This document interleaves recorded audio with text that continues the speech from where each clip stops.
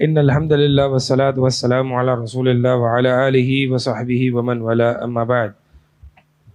الداء والدواء لابن القیم رحمہ اللہ، آثار القبیحہ للمعاصی.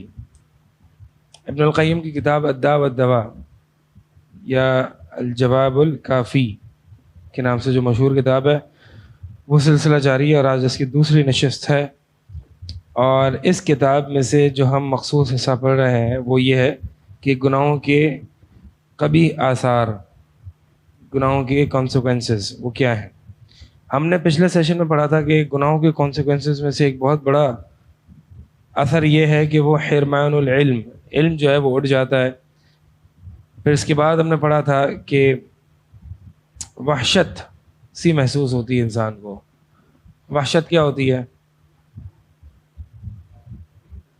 ہاں، دوری ہو جاتی ہے، گھبراہٹ سی محسوس ہوتی ہے، یعنی اللہ اور اس کے درمیان وحشت پیدا ہو جاتی ہے، اور اسی طرح لوگوں اور اس کے درمیان وحشت پیدا ہو جاتی ہے، گھبراہٹ سی اور مزہ نہیں آنا. یعنی اللہ تعالیٰ سے یا اللہ کی عبادت کرنے میں یا اللہ سے دعائیں مانگنے میں سینہ تنگ ہونا، گھبراہٹ محسوس کرنا، عبادت میں ایک بوجھ محسوس کرنا، جلدی جلدی بس عبادت سے ہم فارغ ہو جائیں، یہ ہوتی ہے وحشت. جیسے کہ مثال کے طور پر دنیا میں بھی اس طرح ہوتا ہے کہ کوئی ایک ایسا دوست ہوتا ہے ہر کسی کا کہ جس کو آپ کو اس کے ساتھ مزہ نہیں آتا.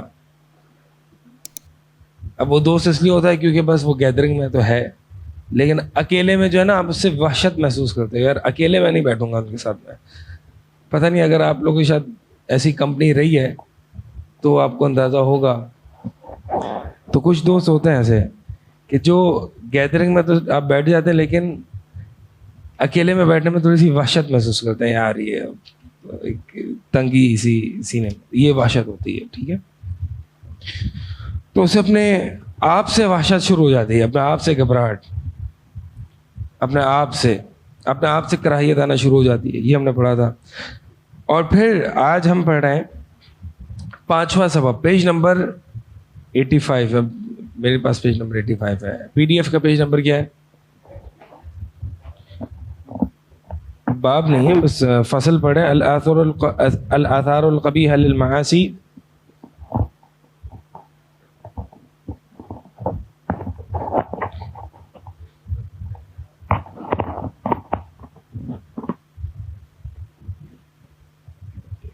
پانچواں ہے وَمِنْهَا تَعْسِيرُ أُمُورِهِ عَلَيْهِ، کہ گناہوں کے قبیح آثار میں سے یہ بھی ہے کہ تَعْسِيرُ أُمُورِهِ عَلَيْهِ، کہ اس کے معاملات مشکل ہو جانا، معاملات اس پر مشکل ہو جاتے ہیں، یعنی مشکلات اس کے لیے پیدا ہو جاتی ہیں. فَلَا يَتَوَجَّهُ لِأَمْرٍ إِلَّا يَجِدُهُ مُغْلَقًا دُونَهُ أَوْ مُتَعَسِّرًا عَلَيْهِ. کوئی بھی کسی بھی چیز میں ہاتھ ڈالتا ہے وہ مشکل ہو جاتا ہے اس کے لیے، اور پھر وہ یہ کہتا ہے یار آج میرا دن بڑا خراب گزرا. وہ گناہوں کی وجہ سے ہوتا ہے. کوئی بھی معاملے میں کوئی بھی معاملہ ہو، اس کا معاملہ اس پہ مشکل ہو جاتا ہے اور اس کو دروازہ بند دکھائی دیتا ہے. وَهَذَا كَمَا أَنَّ مَنِ اتَّقَى اللَّهَ جَعَلَ لَهُ مِنْ أَمْرِهِ يُسْرًا. فرماتے ہیں کہ اسی طرح کہ اگر کوئی شخص تقوی اختیار کرتا ہے تو اللہ تعالیٰ اس کے کاموں کو اور معاملات کو آسان کر دیتا ہے نا. تو اسی طرح جو شخص تقوی کو چھوڑ دیتا ہے اللہ تعالیٰ اس کے معاملات میں مشکل پیدا کر دیتا ہے. تو تقوی سے معاملات آسان ہو جاتے ہیں اور تقوی کو چھوڑنے سے معاملات مشکل ہو جاتے ہیں. مشکل ہو جانے کا مطلب آپ سب جانتے ہیں، یعنی کام جو آپ چاہ رہے ہیں کام آسانی سے ہو جائے وہ بن نہیں پا رہا، لمبا ہوئے جا رہا ہے. کوئی نہ کوئی وجوہات آ سکتی ہیں، کوئی نہ کوئی وجہ ہو سکتی ہے جس کی وجہ سے انسان کا کام لمبا ہو جاتا ہے.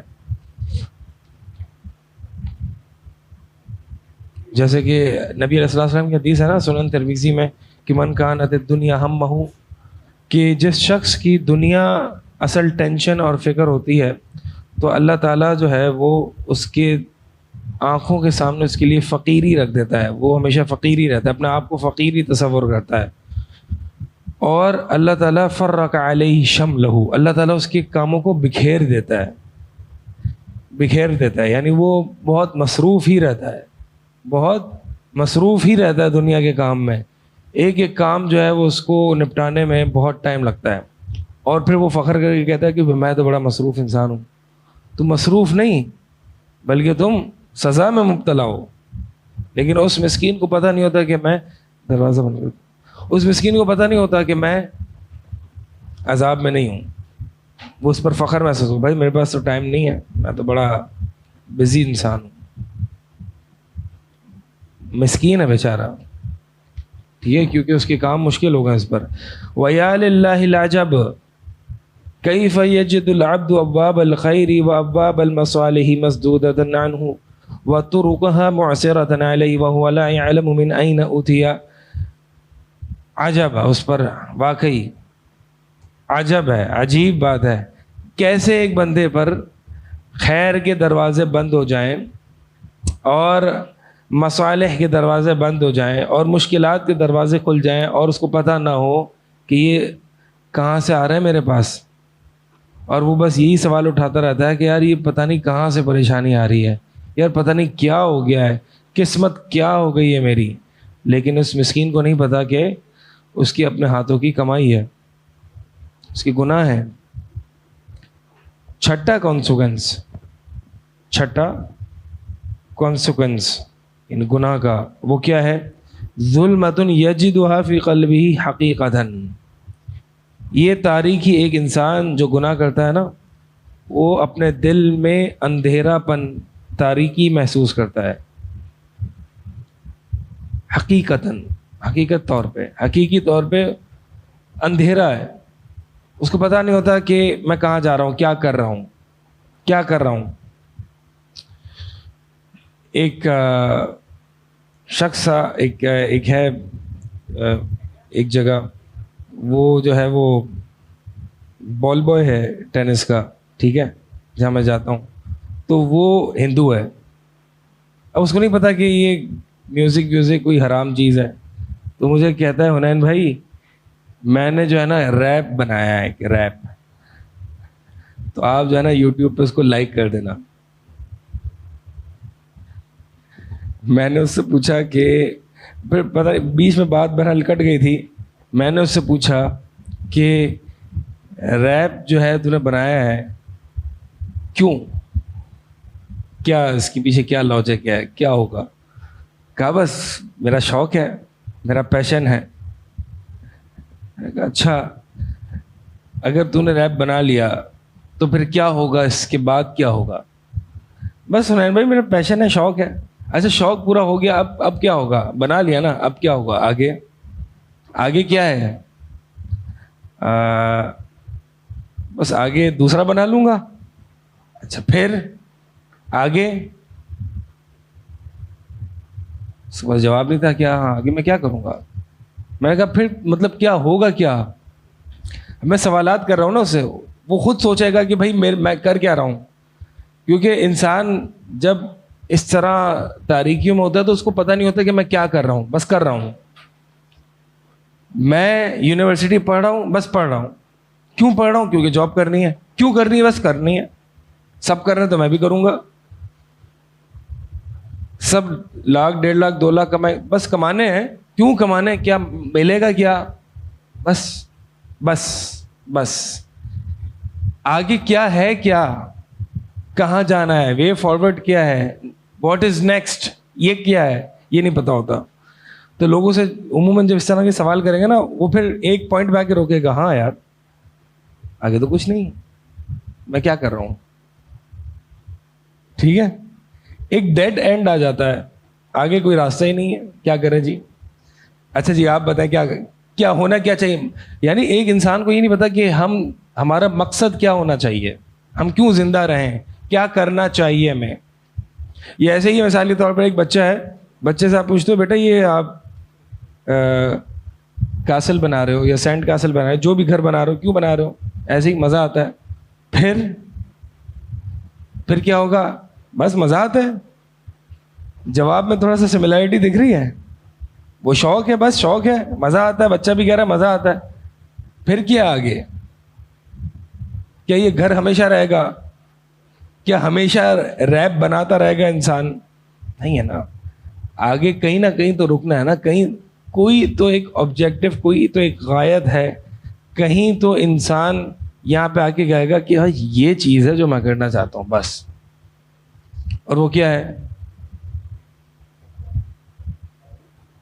اللہ تعالیٰ کا چہرہ. اللہ کا چہرہ، من کان یرید وجہ اللہ، اللہ تعالیٰ کا چہرہ بس. اصل غایت یہ ہے نا ملاقات. من کان یرجو لقاء ربی، جو تم میں سے جو ہے وہ اپنے رب کی ملاقات کی امید لگاتا ہے. اللہ تعالیٰ نے یہ غایت بتا دی، یہ ہے اصل چیز بس. پھر اگلا سوال نہیں ہوتا پھر کیا، پھر کچھ نہیں، یہی اصل چیز ہے، یہیں تک پہنچ جائے انسان. ٹھیک ہے، تو بس یہ جو انسان گناہ کرتا ہے نا، تو ایک بادل نما چیز ہے اس پہ ایک انکلیئرٹی سے اس کے دل میں ہوتی ہے کہ میں نے کیا کرنا ہے. کلیئر نہیں ہوتا اپنے گولز میں، اپنے معاملات میں، حتیٰ کہ اپنے ڈیلی گولز میں بھی. دن میں کیا کرنا ہے، کیا کرنا ہے آج پتہ نہیں ہے، بس اسی کشمکش میں رہتا ہے کہ کیا کرنا ہے. اس کو کچھ ملتا نہیں ہے. تو یہ کیا ہے، ابن القیم فرما رہے ہیں کہ یہ جو بندہ ہے جو گناہ کرتا ہے، ظلمۃ یجدها فی قلبہ حقیقتاً، حقیقی طور پر یہ بندہ اپنے دل میں تاریکی کو پاتا ہے. یحس بہا، اسی طرح ہم خواتین کو بھی کہتے ہیں نا اس معاملات میں کہ آپ پورا دن جو ہے وہ کھانا بنانا، یہ کرنا وہ کرنا، پھر کیا ہے، بس یہی ہے. اور کیا ہے، 3 گھنٹے کھانا بنانا، پھر اس کے بعد بھائی بناتے آپ لوگ، وہ بناتے جس کے لیے بھی ہیں، اس کے بعد کیا ہے، بس یہی ہے، کھانا بنانا، بچوں کو دیکھنا، پھر کھانا بنانا، پھر اٹھنا، پھر بچوں کو دیکھنا، بس اینڈ. تو یہ تو بہت ہی چھوٹی نگاہ ہے نا، محدود نظر ہے ایک دنیا کو دیکھنے کی. چاہے وہ مرد ہو یا عورت، اس کے گولز جو ہیں وہ بڑے ہونے چاہیے نا، بڑے ہونے چاہیے. تو فرماتے ہیں ابن القیم رحمہ اللہ کہ یہ انسان جو ہے وہ رات کی تاریکی، یعنی یہ تاریکی، یہ اندھیرا اپنے دل میں ایسے محسوس کرتا ہے جیسے کہ اندھیری رات ہو جب وہ شدت پہ آ جائے، یعنی جب وہ بہت زیادہ بلیک ہو جائے، بہت زیادہ شدید ہو جائے، تو اس کی طرح جو ہے وہ اپنے دل کو پاتا ہے. فتصیر ظلمۃ المعصیۃ لقلبی کظلمۃ الحسیۃ لبصری، پس جیسے کہ انسان آنکھوں سے اندھا ہو جاتا ہے، آنکھوں سے نابینا ہوتا ہے، تو پھر وہ دل سے بھی نابینا ہونا شروع ہو جاتا ہے. نور کا اصل محل کیا ہے، نور کی اصل جگہ کیا ہے، جو اللہ تعالیٰ بندے کے دلوں میں رکھتا ہے، دل ہے نا.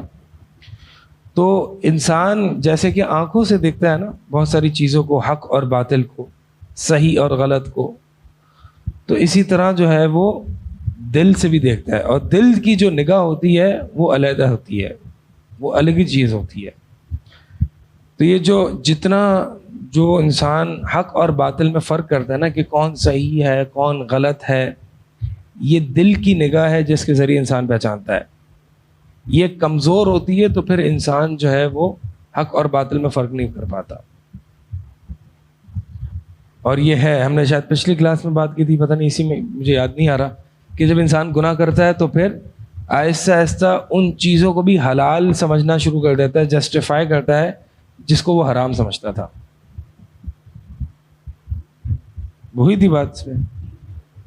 ہاں، وہ جو ہے وہ 3 سٹیجز بتایا، ماشاء اللہ یاد ہے آپ کو. کیا سٹیجز تھے؟ ریگریٹ، دوسرا لینینٹ ہو جاتا ہے، متساہل ہو جاتا ہے، تیسرا اس کو جسٹیفائی کرتا ہے.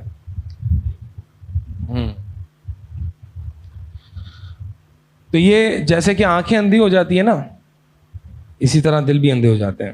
جب دل اندھا ہو جاتا ہے تو اس کو کچھ دکھائی نہیں دیتا. فَإِنَّ الطَّاعَةَ نُورٌ وَالْمَعْصِيَةَ ظُلْمَةٌ، کیونکہ اللہ تعالیٰ کی فرما برداری جو ہے وہ نور ہے، وہ روشنی ہے.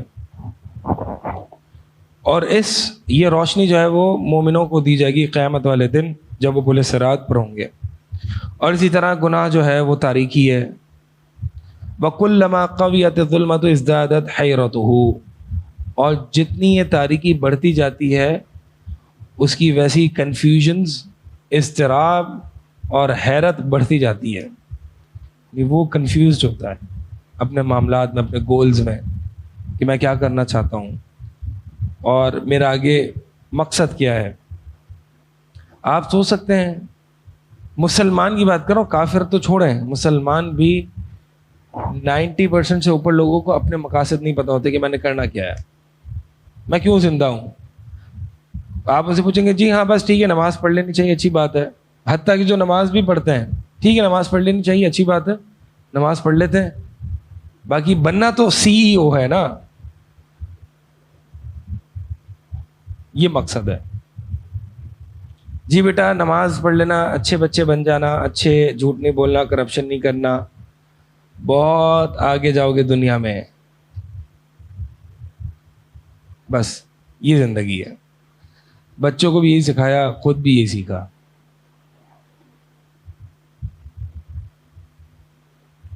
برائی ہے اس میں اچھا ڈاکٹر بننا، اچھا انجینئر بن جانا. اپنی نظر کو یہیں محدود رکھ دینا، اس میں برائی ہے. برائی اس میں نہیں ہے. بڑا کاروباری بن جانا اس کو مسئلہ نہیں ہے، لیکن صرف یہ بڑا کاروباری ہی بننا، اسی کے ارد گرد آپ کی زندگی ریوالو کرتی ہے. مسئلہ یہ ہے.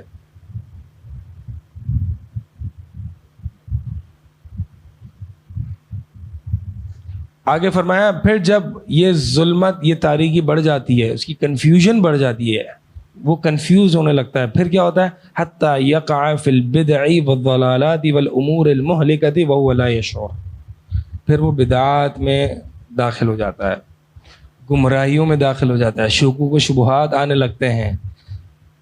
کس طرف لے جا رہے ہیں ابن القیم رحمہ اللہ؟ پہلے ڈیزائرز آتی ہیں، ان ڈیزائرز کو یعنی ناجائز خواہشات آتی ہیں، ان کو انسان پورا کرتا ہے. پھر جب ان کو پورا کرتا ہے ان کو پیچھے گناہ کرتا جاتا ہے، دل اندھا ہونا شروع ہو جاتا ہے. جب دل اندھا ہوتا ہے تو پھر بدعات میں اور گمراہیوں میں پڑتا ہے انسان. یعنی ڈاؤٹ کی اصل ڈیزائرز ہے. ڈاؤٹس انسان کو زیادہ تر ڈیزائرز کی وجہ سے آتے ہیں، شہوات کی وجہ سے. ورنہ اگر انسان گناہ نہ کرے تو اس کے دل میں نور ہے، اور اس نور کے ذریعے وہ حق اور باطل کو پہچانتا ہے. ٹھیک ہے، تو فرمایا کہ وہ بدعات میں چلا جاتا ہے، گمراہیوں میں چلا جاتا ہے، شکوک و شبہات کے شکار ہو جاتا ہے. یہ ایسا ہی ہے کہ جیسے کہ ایک نابینا شخص جو کہ ایک اندھیری رات کو نکلتا ہے اور وہ اکیلا ہوتا ہے، اکیلا چلتا ہے، اور پھر یہ اندھیرا اور یہ تاریکی یہ بڑھ جاتی ہے. پھر اس کے بعد جب اس کے چہرے پر بھی آ جاتی ہے اور وہ پورا کالا ہو جاتا ہے، اور ہر شخص اس کو دیکھتا ہے کہ یہ بندہ جو ہے وہ کنفیوز، ڈپریسڈ، بدعات، ضلالات، گناہوں میں غرق ہے. عبداللہ بن عباس رضی اللہ تعالیٰ عنہ فرماتے ہیں کہ ان للحسنات ضیاء فی الوجہ، کہ نیکیوں کا اثر جو ہوتا ہے نا وہ چہروں پر ہوتا ہے. کس صورت میں؟ چہرہ روشن ہوتا ہے، چہرہ روشن ہو جاتا ہے نیکیوں کی وجہ سے. کیا مطلب ہے اس کا؟ اس کا مطلب یہ ہے کہ ایک عجیب نور ہوتا ہے اس کے چہرے پر، اس کو ہر کوئی نہیں پہچان سکتا، اس کو صرف وہی لوگ پہچانتے ہیں. ایک اور جگہ ابن القیم نے یہ بات فرمائی ہے کہ ایک بندے کے چہرے پہ جو نور ہوتا ہے نا اس کو صرف وہی لوگ پہچانتے ہیں جو خود نورانی ہوتے ہیں. اس کا گورے اور کالے ہونے سے کوئی تعلق نہیں ہے. ٹھیک ہے، ایک شخص کالا ہو سکتا ہے لیکن وہ نورانی ہو سکتا ہے. ایک عجیب نور ہوتا ہے اس کے چہرے پر، اور یہ کون پہچانے گا؟ جو خود نورانی ہوتے ہیں. نور کو پہچانتا ہے نا، نابینا کو تو نور نہیں دیکھے گا.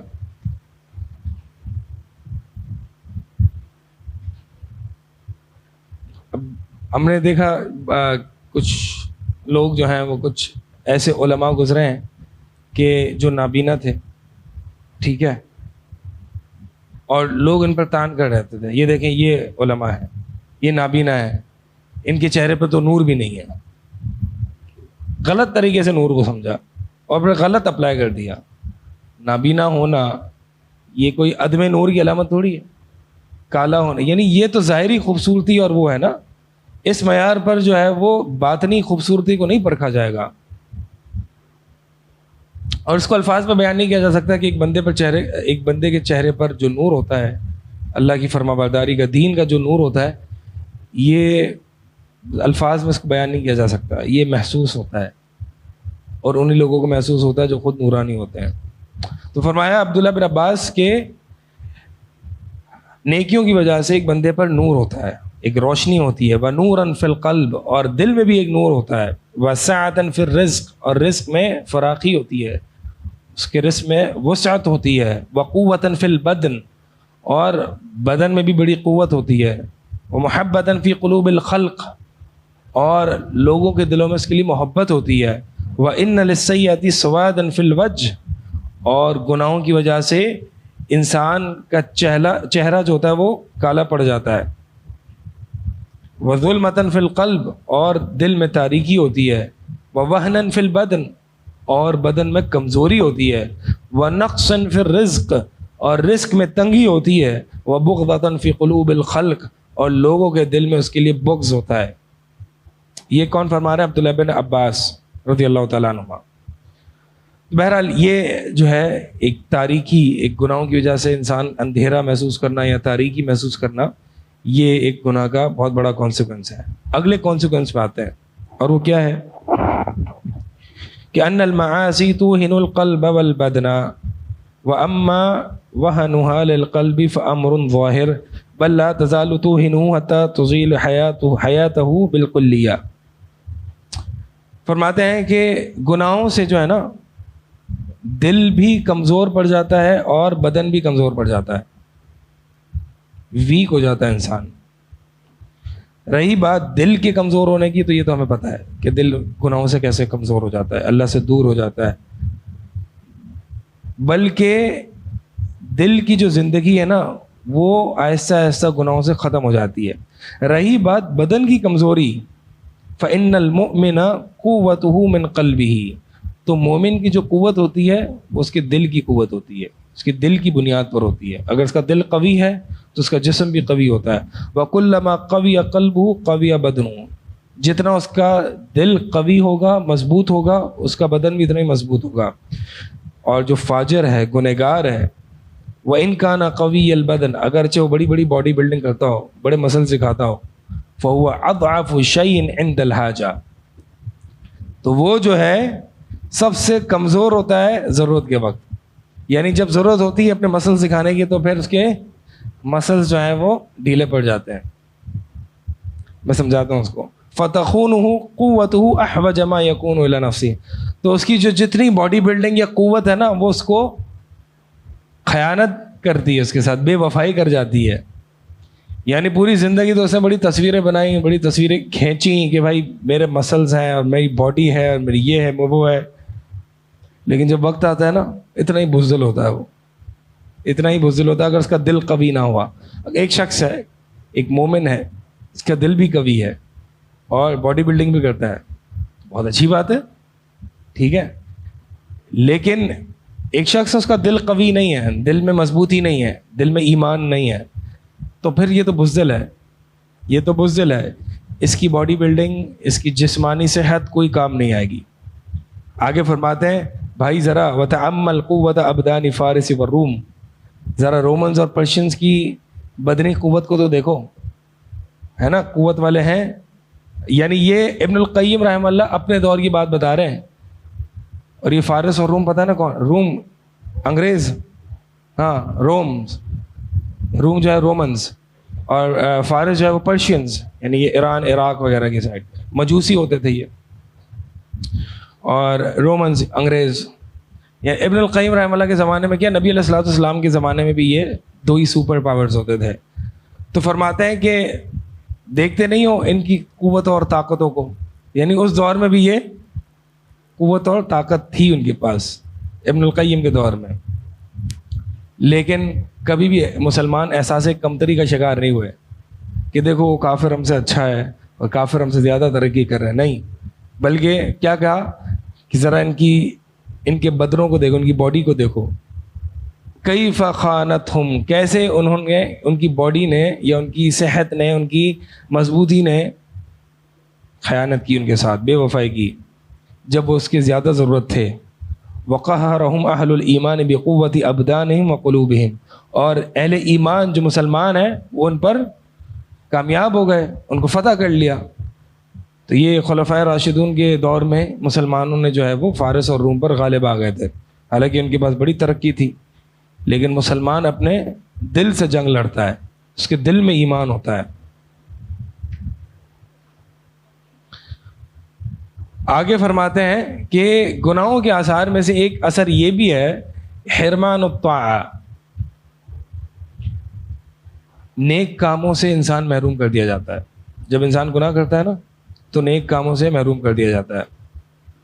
اور فرماتے ہیں فَلَوْ لَمْ يَكُنْ لِلذَّنْبِ عُقُوبَةٌ إِلَّا أَنَّهُ يَصُدُّ عَنْ طَاعَةٍ تَكُونُ بَدْلَهُ، اور اگر صرف ایک گناہ کی سزا یہی ہوتی نا کہ اس کو اللہ تعالیٰ سے دور کر دیا جاتا ہے، نیکی کی توفیق نہیں ملتی، تو یہ بھی بڑی سخت سزا ہے.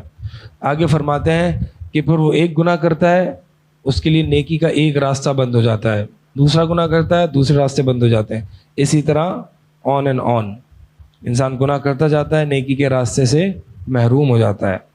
اور نیکی کے راستے سے محروم ہو جانا، آگے فرماتے ہیں فَتَنْقَطِعُ عَنْهُ بِالذَّنْبِ طَاعَاتٌ كَثِيرًا، گناہوں کی وجہ سے اس کے لیے نیکی کے بہت سارے مواقع محروم کر دیا جاتا ہے. وہ انسان سوچتا ہے نا یار میں اتنا چاہتا ہوں میں نماز جماعت کے ساتھ پڑھوں، میں دعا مانگوں، روز اللہ تعالیٰ سے استغفار کروں، روزے رکھوں، تہجد پڑھوں، پتہ نہیں پڑھ ہی نہیں پاتا، کر ہی نہیں پاتا. تو چاہیے کہ انسان گناہ کو کم کرے. یہ اسلاف کے ہاں بھی ہمیں یہ باتیں ملتی ہیں کہ جو لوگ فرماتے ہیں کہ اگر تم چاہتے ہو کہ تہجد کے لیے اٹھو تو دن میں اللہ تعالیٰ کی نافرمانیاں کم کر دو. اگر نافرمانیاں کم کرو گے تو تہجد پہ اٹھو گے. انسان کی جو نماز جماعت سے جاری ہوتی ہے یا نماز جلدی جلدی انسان پڑھ رہا ہوتا ہے، مزہ نہیں آ رہا ہوتا، یہ گناہوں کی وجہ سے ہوتا ہے. گناہوں کی وجہ سے نیکیوں کے راستے بند ہو جاتے ہیں. آگے فرماتے ہیں کہ وَهَذَا كَرَّجُلٍ أَكَلَ أَكْلَةً أَوْجَبَتْ لَهُ مَرْضَةً طَوِيلَةً مَنَعَتْهُ مِنْ عِدَّةِ أَكْلَاتٍ أَطْيَبُ مِنْهَا. یہ اسی طرح سے ہے کہ ایک انسان زہریلا کھانا کھاتا ہے، اس کی وجہ سے وہ لمبی بیماری میں مبتلا ہو جاتا ہے، اور پھر اس بیماری کی وجہ سے بہت زیادہ لذیذ کھانے اور نہیں کھا سکتا. انسان نے ایک زہریلا کھانا کھایا، نہیں ایک گناہ کیا، اب اس کو پتہ نہیں ہے کہ اس کو بیماری لگی ہے اندر، اس کو پتہ نہیں ہے. اس بیماری کی وجہ سے جو اور لذیذ کھانے ہیں نا اس سے محروم ہو جاتا ہے. اور یہ لذیذ کھانے کیا ہیں؟ عبادت، نیکیوں کے کام، نیکیاں. تو یہ اس سے محروم ہو جاتا ہے، اس کو پتہ نہیں چلتا.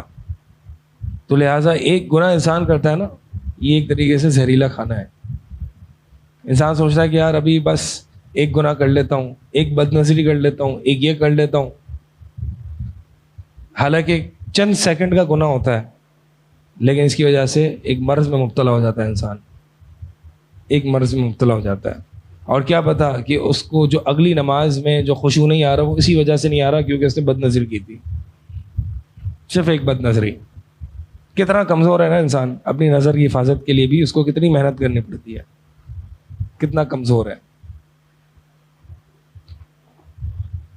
آگے فرماتے ہیں کہ نوا کانسیکوینس ان المعاصی تقصر العمر وتمحق برکته ولا بد، کہ گناہ جو ہیں وہ انسان کی عمر کو کم کر دیتے ہیں، انسان کی ایج کم ہو جاتی ہے، جیسے کہ نیکیاں انسان کی ایج اور عمر کو بڑھا دیتی ہیں، گناہ جو ہے وہ انسان کی عمر کو کم کر دیتے ہیں. اب سوال یہ ہے، آگے اس پہ کچھ علماء کا اختلاف ذکر کریں گے. اب سوال یہ ہے کہ کیا جو عمر کم ہوگی وہ حقیقی عمر کم ہو جائے گی؟ یعنی اگر ایک انسان کی عمر 80 سال تھی تو اگر وہ گناہ کرتا تھا تو کیا 60 سال کی عمر ہو جائے گی اس کی، یا پھر برکت ختم ہو جائے گی؟ اہل علم نے جو ہے وہ اس کا دونوں طریقے سے جواب دیا ہے. بعض علماء کہتے ہیں کہ عمر کم ہو جانا مطلب برکت کم ہو جانا، برکت کم ہو جائے گی. برکت کیا ہوتی ہے؟ یعنی ایک انسان ہے اور وہ 30 یا 40 سال کی عمر میں اس دنیا سے رخصت ہو گیا، لیکن وہ جو کام کر کے گیا ہے نا، اگر ایک انسان 1000 سال بھی زندہ ہو تو وہ جو کام کر کے گیا ہے اس کا کوئی کمپیریزن ہی نہیں ہے. ان تھوڑے سے ٹائم پیریڈ میں اس نے اللہ تعالیٰ کو ایسا خوش کر دیا جو وہ بندہ 1000 سال میں نہیں کر سکتا. آپ دیکھیں نا اسلاف کی زندگیوں میں جو برکت ہوا کرتی تھی وہ آج ہماری زندگیوں میں نہیں ہے. آج باوجود کہ ہمارے پاس پرنٹنگ پریسز ہیں, کمپیوٹرز ہیں, ٹائپنگ کے لیے ہمارے پاس سہولت موجود, چیٹ جی پی ٹی ہے, لیکن اس کے باوجود ہم سے زیادہ تیز, ہم سے زیادہ بہت کم ٹائم میں ہمارے اسلاف کتابیں لکھ کے فارغ کر دیا کرتے تھے. 2 نمازوں کے درمیان ہمارے اسلاف کتاب لکھ دیا کرتے تھے. سوچے تو صحیح. مطلب امام نووی رحمہ اللہ, ان کی ایج تقریباً 40-45 کے قریب, کیا کام کر کے گئے؟ کوئی طالب علم ایسا نہیں ہوگا کہ جسے امام نووی کے بارے میں نہیں پتا ہوگا رحمہ اللہ. کتنی سی, اب ابن تیمیہ رحمہ اللہ, ابن تیمیہ جیل میں کتنی دفعہ گئے, آزمائش اور تکلیفیں کتنی برداشت کی, اور پھر ان کو جیل میں بھی ڈال کے ان کے جو ہے وہ پین اور انک چھین لیا جاتا, اور پھر جہاد انہوں نے کتنا کیا. اس کے باوجود ان کی کتابیں دیکھ, ہمیں ایک چھوٹی سی اتنی کتاب لکھنے کے لیے نا ہمیں لائبریری جانا پڑتا ہے, چھان بین کرنی پڑتی ہے, ریفرنسز دیکھنے پڑتے ہیں, ساری ٹیکنالوجی ہونے کے باوجود. اور یہ ہمارے اسلاف جو تھے یہ سفر میں ہی پوری کتابیں لکھ دیتے تھے. ایک سائل آیا ابن تیمیہ رحمہ اللہ کے پاس اور عقیدے کے کچھ مسائل کا مطالبہ کیا. ابن تیمیہ رحمہ اللہ نے عصر سے مغرب کے درمیان کتاب لکھ دی جس کا نام ہے عقیدۃ الواسطیہ, اور وہ آج تک ہر عالم دین اپنے اپنے حساب سے اس کی شرح کر رہا ہے. اتنی برکت. کتاب التوحید دیکھ لیں, ہے تو اتنی سی کتاب, لیکن اس پہ علماء نے خدمات کتنی انجام دی ہیں. ہر عالم دین نے اس کتاب کی شرح کی ہے, ایکسپلین کیا ہے اس کو. کتنی شروحات موجود ہیں. صحیح بخاری دیکھ لیں, صحیح بخاری کی شرح. تو مطلب یہ ہوتی ہے برکات کہ آپ کے کام کو مرنے کے بعد بھی, آپ کی دنیا کے جانے کے بعد بھی آپ کے کام کو مزید بڑھایا جا رہا ہے. کیا صحیح بخاری پر ایسا ہے کہ امام بخاری نے صحیح بخاری لکھ دی, معاملہ ختم ہو گیا, بس آج ہم صرف پڑھ رہے ہیں؟ ہم پڑھ رہے ہیں, اس کے اور تو اور اس پر کام ہوئے جا رہا ہے. الگ الگ اینگل سے شروحات اور ایکسپلینیشنز اور اس کی تحقیق اور یہ ساری چیزیں آئے جا رہی ہیں کنٹینیوس بیسس پر. کتاب التوحید کی کیا شروحات رک گئیں؟ نہیں, آئے جا رہی ہیں, لکھی جا رہی ہیں. یہ ہے برکت کہ کم ٹائم میں وہ کام کر لینا. شاید میں اور آپ جو ہے وہ 1000 سال بھی زندہ رہنا. تو اگر ایک انسان کی زندگی میں برکت نہیں ہے نا, تو اس نے 80 سال کی زندگی تو گزاری, لیکن اس سے پوچھو گے نا جب وہ اپنی ڈیتھ بیڈ پہ ہوگا کیا کیا تو نے, یہ کہے گا بھائی مکھیاں ماری میں نے, مکھیاں ماری اور کچھ نہیں کیا. یعنی کیا تو اس سے بہت کچھ ہوگا, لیکن جو ابھی جو اس کو ضرورت ہے نا جس چیز کی, کچھ بھی نہیں. نہ اس نے اپنی اولاد کی ایسی پرورش کی کہ اس کی اولاد اس کے ساتھ ہو, اس کی اولاد بھی باہر ہے, اور نہ اس کی بیوی اس کے ساتھ ہے, اور نہ اس کا پیسہ اس کے ساتھ ہے, اور نہ اس کے کچھ اعمال ہیں جو اس کے ساتھ ہیں. تو ایک علماء کا ایک گروپ کیا ہے, وہ کہتا ہے کہ زندگی کی یعنی گناہوں سے زندگی کم ہو جانا, مطلب گناہوں سے زندگی کی برکت ختم ہو جانا. دوسرے کچھ علماء کہتے ہیں کہ نہیں, حقیقی طور پر زندگی کم ہو جاتی ہے, حقیقی طور پر زندگی کم ہو جاتی ہے, اس میں کوئی مسئلہ نہیں ہے. اللہ تعالیٰ نے چیزوں کے اسباب رکھے نا, اللہ تعالیٰ نے چیزوں کے اسباب رکھے ہیں. مثال کے طور پر اللہ تعالیٰ نے رزق بڑھانے اور کم ہونے کے اسباب رکھے ہیں نا. انسان نکلے گا, محنت کرے گا, اس کا رزق بڑھے گا, دعائیں مانگے گا تو رزق بڑھے گا, صلہ رحمی کرے گا تو رزق بڑھے گا, عمر بھی بڑھے گی. یہ سب جو ہے وہ اللہ تعالیٰ نے اسباب رکھے ہیں رزق کو بڑھانے کے. تو اسی طرح عمر کے بڑھنے میں بھی یہ ایک ہے. تو بعض علماء کہتے ہیں اور اس میں بھی کوئی مسئلہ نہیں ہے, یعنی اس کو بھی تسلیم کیا جا سکتا ہے کہ اللہ تعالیٰ نے اس کو ایک سبب رکھا ہے, ایک سبب ہے زندگی بڑھنے کا. تو اگر جو شخص چاہتا ہے کہ اس کی زندگی وہ اچھی بڑی زندگی, زیادہ لمبی زندگی گزارے, اس دنیا سے فائدہ اٹھانے کے لیے نہیں, اللہ تعالیٰ کو خوش کرنے کے لیے, تو پھر اسے چاہیے کہ گناہ کم کرے. وہ یہ سوچے کہ بس ایک بد نظری وہ کرے گا تو اس کی زندگی میں سے کچھ ایام کم ہو جائیں گے. کیا ہے کوئی کمپیریزن ہے؟ میں بار بار اس گناہ کو اس لیے یہ کروا رہا ہوں کیونکہ یہ ایک وہ گناہ ہے کہ ہے تو ہلکا سا لیکن اس پہ کنٹرول نہیں ہوتا عموماً, ٹھیک ہے. اور یعنی یہ ایک اتنا سا گناہ ہے کہ اس پہ انسان کنٹرول کر لے تو اس کو کتنے فوائد ملتے ہیں. ایک پوائزنس ایرو ہے نا, ابن القیم فرماتے ہیں زہریلا تیر ہے جو انسان کے دل پر اثر انداز ہوتا ہے. تو بہرحال انسان جب بھی گناہ کرے نا تو یہ سوچنا چاہیے کہ اس کے دن, ایام, مہینے کچھ نہ کچھ کم ہو رہے ہیں یا پھر زندگی میں کچھ نہ کچھ برکتیں جا رہی ہیں. اچھا, اور پھر ابن القیم ایک اور بھی بات کرتے ہیں, بڑی ہی زبردست قسم کی بات ہے. کہتے ہیں کہ کچھ علماء کہتے ہیں, اور ابن القیم کا رجحان بھی اسی طرف جاتا ہے, کہ گناہ کرنے سے انسان کی حقیقی زندگی جو کہ ریئل لائف ہے نا, جو حقیقی زندگی ہے وہ کم ہو جاتی ہے. وہ کیسے؟ وہ ایسے کہ انسان کی جو حقیقی اور ریئل لائف ہے وہ ہے کہ جو اس نے اللہ کے ساتھ گزاری ہوتی ہے, یہ اس کی حقیقی زندگی ہے. جب وہ گناہ کرتا ہے تو اس کی حقیقی زندگی کم ہو جاتی ہے نا. اسی لیے اللہ تعالیٰ کفار کو قرآن میں اموات کہتا ہے, مردے ہیں, یہ مرے ہوئے ہیں. کیوں؟ کیونکہ ان کی زندگی اصل زندگی نہیں ہے, کیونکہ اللہ سے دور ہے, تو اس لیے مردہ ہیں. اگرچہ چلتے پھرتے ہیں, جسمانی طور پر جو ہے وہ حشاش بشاش ہٹے کٹے ہیں, لیکن اصل زندگی سے دور ہیں, مردے ہیں, ذکر اللہ سے دور ہے. تو اصل زندگی وہی ہے کہ جو انسان نے اللہ کے ساتھ گزاری. لہٰذا جب وہ گناہ کرتا ہے تو اس اصل زندگی سے انسان دور ہو جاتا ہے.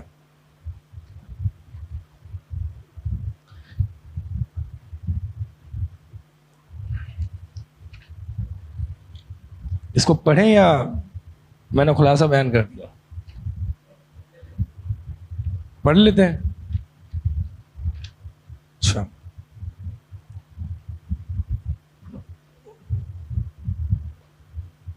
وَمِنْهَا أَنَّ الْمَعَاصِي تُقَصِّرُ الْعُمْرَ وَتَمْحَقُ بَرَكَتَهُ وَلَا بُدَّ, کہ گناہ جو ہیں وہ عمر کو کم کر دیتے ہیں اور اس کی برکت کو ختم کر دیتے ہیں, اس میں کوئی شک نہیں. فَإِنَّ الْبِرَّ كَمَا يَزِيدُ فِي الْعُمُرِ فَالْفُجُورُ يَقْصُرُ الْعُمْرَ, جس طرح سے نیکی عمر میں اضافہ کرتی ہے اسی طرح گناہ جو ہیں وہ عمر میں نقصان یا عمر کو کم کر دیتے ہیں. وَقَدْ اخْتَلَفَ النَّاسُ فِي هَذَا الْمَوْضِعِ, اور اسی لیے لوگ جو ہیں وہ اس مسئلے میں اختلاف کرتے ہیں. ہر اختلاف جو ہوتا ہے نا اس کو مذموم نہ بنایا کریں. مذموم سے مطلب کہ بھائی اس میں تو یہ ہر اختلاف لڑنا نہیں ہوتا بھائی. یہ بڑی سطحی سی سوچ ہے کہ یہ دیکھیے مولوی لڑتے رہتے ہیں, بھائی نہیں, یہ لڑ رہے ہیں آپس میں. یہ جو ابن القیم رحمہ اللہ نے اختلاف ذکر کیا, یہ لڑ رہے ہیں آپس میں, کوئی نہیں لڑ رہے. ایک ڈسکشن ہو رہی ہے کہ اس میں اس سے مراد یہ, اس سے مراد یہ, اور آپ کو کوئی ایسا لگا کہ اس میں جو ہے وہ بڑی کانٹرڈکشن ہے. نہیں, دونوں معنی مراد ہو سکتے ہیں کہ گناہوں سے انسان کی زندگی میں برکت بھی ختم ہوتی ہے اور حقیقی زندگی بھی ختم ہوتی ہے اور زندگی کی کوانٹٹی بھی ختم ہو جاتی ہے. تینوں معنی ایک ساتھ مراد لینا ممکن ہے کہ نہیں ہے؟ تو آپ دیکھ رہے ہیں صرف گناہ سے کتنا بڑا نقصان ہو رہا ہے انسان کی حقیقی زندگی, جو اللہ تعالیٰ سے اس کی جڑی ہوئی زندگی ہے وہ کم ہو جاتی ہے. کوانٹٹی جتنے سال سے جینا ہے وہ کم ہو جاتا ہے, پھر اسی طرح برکتیں ختم ہو جاتی ہیں. تو ہر اختلاف جو ہوتا ہے نا وہ مولویوں کا اختلاف اور مولویوں کی دکانیں نہیں ہوتی, بلکہ یہ ایک ایکیڈیمک ڈسکشن ہوتی ہے. اس کو اختلاف تنوع کہا جاتا ہے. اور اگر کہیں علماء میں اختلاف تضاد پایا جاتا ہے تو یہ تو زندگی کے کس شعبے میں نہیں پایا جاتا, ہر شعبے میں پایا جاتا ہے. یہی لوگ جو رونا روتے ہیں نا کہ یار علماء بہت لڑ رہے ہیں آپس میں, ہم تو کنفیوز ہے بھائی کہ ہم کیا کریں, ہمیں نہیں پتا ہمیں کون صحیح ہے, یہ آپس میں بہت لڑتے رہتے ہیں. آپ ان سے پوچھا اچھا ایک بات بتائیں کہ آپ کس کو ووٹ دیں گے؟ وہ کہے گا بھائی ووٹ تو ہم PTI کو دیں گے. مراد یہاں پہ PTI کی تعریف کرنا یا مذمت کرنا نہیں ہے, مراد ایک ایگزامپل ہے, مقصد ایگزامپل. ووٹ تو جو ہے وہ یا ووٹ تو نون لیگ کو ہی جائے گا بس. آپ سوال کریں گے بھائی یہ تو آپس میں لڑتے رہتے ہیں, آپ کیسے اتنی جلدی نتیجے پہ پہنچ گئے کہ نون لیگ ہی صحیح ہے یا پی ٹی آئی ہی صحیح ہے؟ اتنا جلدی کیسے نتیجے پہ پہنچ گئے؟ تو ہر وقت تو لڑتے رہتے ہیں, نیوز چینل کھولو تو ہر وقت لڑتے رہیں گے. آپ کو کیا پتا کون صحیح کون غلط, کون جھوٹ کون سچ؟ فیصلہ کر رہے ہیں نا آپ, کرتے ہیں فیصلہ. اسی طرح مثال کے طور پر اگر کوئی بیمار ہو جاتا ہے تو آپ ایک نہیں, دو نہیں, 3-4 ڈاکٹرز کو دکھاتے ہیں, سب کے اوپینینز لیتے ہیں. حالانکہ آپ خود ڈاکٹر نہیں ہوتے, اس کے باوجود آپ ڈیسیشن لے لیتے ہیں کہ نہیں فلاں ڈاکٹر مجھے زیادہ صحیح لگ رہا ہے. حالانکہ آپ ڈاکٹر نہیں ہوتے لیکن ڈیسیشن تو لے لیتے ہیں. کیوں؟ کیونکہ زندگی موت کا مسئلہ ہے نا. اصل بات پرائیورٹیز کی ہے, ترجیحات کی ہیں. دین کو اتنی پرائیورٹی دی نہیں ہے نا. جب دین کو پرائیورٹی دیں گے تو پھر اس کے لیے لڑیں گے, اس کے لیے کھڑے ہوں گے اور جستجو کریں گے کہ ہاں کون صحیح ہے کون غلط ہے, دیکھیں گے. اختلاف تو کہاں نہیں ہوتا. اگر ایک انسان سوچے کہ میں اختلاف سے نکل جاؤں, ایسا ہو نہیں سکتا. اور وہ اگر یہ کہے کہ بھائی یہ تو سارے مولوی لڑتے رہتے ہیں, میں جو ہے وہ ان سب سے بیزار ہوں, تو یہ اختلاف کی چوتھی دکان کھول دے گا. یعنی وہ آپس میں لڑ رہے تھے, یہ ان سب سے لڑ رہا ہے. چل تو رائل رمبل ہی رہی ہے نا چل تو رائل رمبل ہی رہی ہے. یعنی یہ آپس میں لڑ رہے تھے, تو بجائے اس کے کہ آپ رکواتے تو بھائی لڑو نہیں, آپ ایک ایک کو اٹھا کے سب پر جو ہے وہ شروع ہو گئے کہ یہ بھی ایسا, یہ بھی ایسا, یہ بھی ایسا. لہٰذا سب نے دکانیں کھولی ہیں, سب ایسے ہیں, سب ویسے ہیں. لہٰذا کیا کرو, علمی کتابی بن جاؤ. بھائی یہ کوئی حل ہے؟ مطلب ہم آپ کی کیوں مانے؟ پھر رائل رمبل کھیلنا ہی ہے تو چلو کھیلتے ہیں, پھر سب کے سب ایک دوسرے کے ساتھ لڑتے ہیں. یہ کیا بات ہوئی؟ تو اصل بات یہی ہے کہ لڑائی جھگڑے اختلافات یہ چلتے رہیں گے.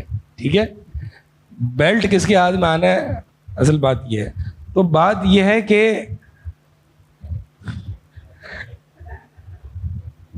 بات اصل میں یہ ہے کہ آپ نے حق کو تلاش کرنا ہے نا. معاملہ آخرت کا ہے, پرائیورٹی کا ہے. یار میں آپ کو بتاؤں, آج آن لائن کا دور ہے. اگر مجھے کوئی چیز آن لائن پرچیز کرنی ہوتی ہے نا, اب پہلے کیا ہوتا تھا کہ کوئی بھی چیز پرچیز کرنی ہوتی تھی, یار وہ فلاں دکاندار یا جاننے والا ہے, فلاں مکینک ہے جاننے والا, اس کو دکھا دیتے ہیں. ٹھیک ہے, تو اب وہ آپ کو جو ہے نا لوٹ بھی رہا ہوگا تو آپ کو پتہ نہیں چلتا ہوگا. ٹھیک ہے, وہ لوٹ بھی لینا آپ کو تو آپ کو پتہ نہیں چلتا ہوگا کہ یار یہ مجھے لوٹ رہا ہے. کیوں؟ کیونکہ آپ کا بھروسہ ہے اور آپ کے پاس اتنی انفارمیشن نہیں ہے کہ آپ نیٹ پہ سرچ کرو کہ اس کی پرائس کیا ہے. آج اگر آپ نے آن لائن کوئی بھی چیز پرچیز کرنی ہوتی ہے, چاہے وہ دکان سے چاہے آن لائن, تو آپ گوگل پہ اس کو سرچ کرتے ہیں, یہاں دیکھتے ہیں اس کے پرائسز, یہاں دیکھتے ہیں, بلکہ چیٹ جی پی ٹی پہ لکھ دیتے ہیں تو وہ آپ کو وہ شاید پیسوں کے ساتھ آتا ہے, اس کے وہ پیڈ ورژن ہے, تو وہ آپ کو جو ہے وہ بجٹ یا سب سے سستی چیز نکال کے دے دے گا. لیکن میں آپ کو بتاؤں, آپ کا مسئلہ اب بھی حل ہو جائے گا؟ نہیں ہوگا. اتنا مطلب آن لائن پرچیز میں بھی اگر آپ یہ دیکھیں گے کہ فلاں چیز وہاں پہ سستی مل رہی ہے, یہاں پہ اس سے زیادہ سستی مل رہی ہے, لیکن دونوں چیزیں برابر نہیں ہوں گی. دکھا وہ دونوں چیزیں ایک ہی رہے ہوں گے. یعنی اگر انفارمیشن ہے تو مس انفارمیشن بھی بہت ہے, یعنی دھوکہ بھی بہت ہے. تو اب جو ہے وہ انسان کو تحقیق کرنی پڑتی ہے کہ یار کہاں اچھی پرائس میں ملا ہے. ایک چھوٹی سے چھوٹی چیز, ایک موبائل انسان کو خریدنا ہوتا ہے نا, آپ دیکھ لیں انٹرنیٹ پہ کتنی ریسرچ کرتا ہے ایک بندہ. ٹھیک ہے, دین کے معاملے میں کسی مسئلے کو پوچھنا ہے اور نہیں جی نہیں لڑتے رہتے ہیں, چھوڑو اس میں تو کوئی مسئلہ نہیں ہے. یہ کیا بات ہوئی؟ ترجیحات نہیں ہے کیا؟ اہمیت نہیں ہے اب کے یہاں دین کی؟ یہی بات ہے نا اصل بات, اہمیت نہیں ہے دین کی, تبھی تو اس کو بس یہ کہہ دیا جاتا ہے کہ یار لڑتے رہتے ہیں. اب مثال کے طور پر ہمارے یہاں سیاست, جو گندی سیاست اس کی اہمیت نہیں ہے, اس لیے ہم کہتے رہتے ہیں کہ یار یہ لڑتے رہتے ہیں آپس میں, کیونکہ اس کی ہمارے یہاں اہمیت نہیں ہے. بہرحال کیا بات چل رہی تھی؟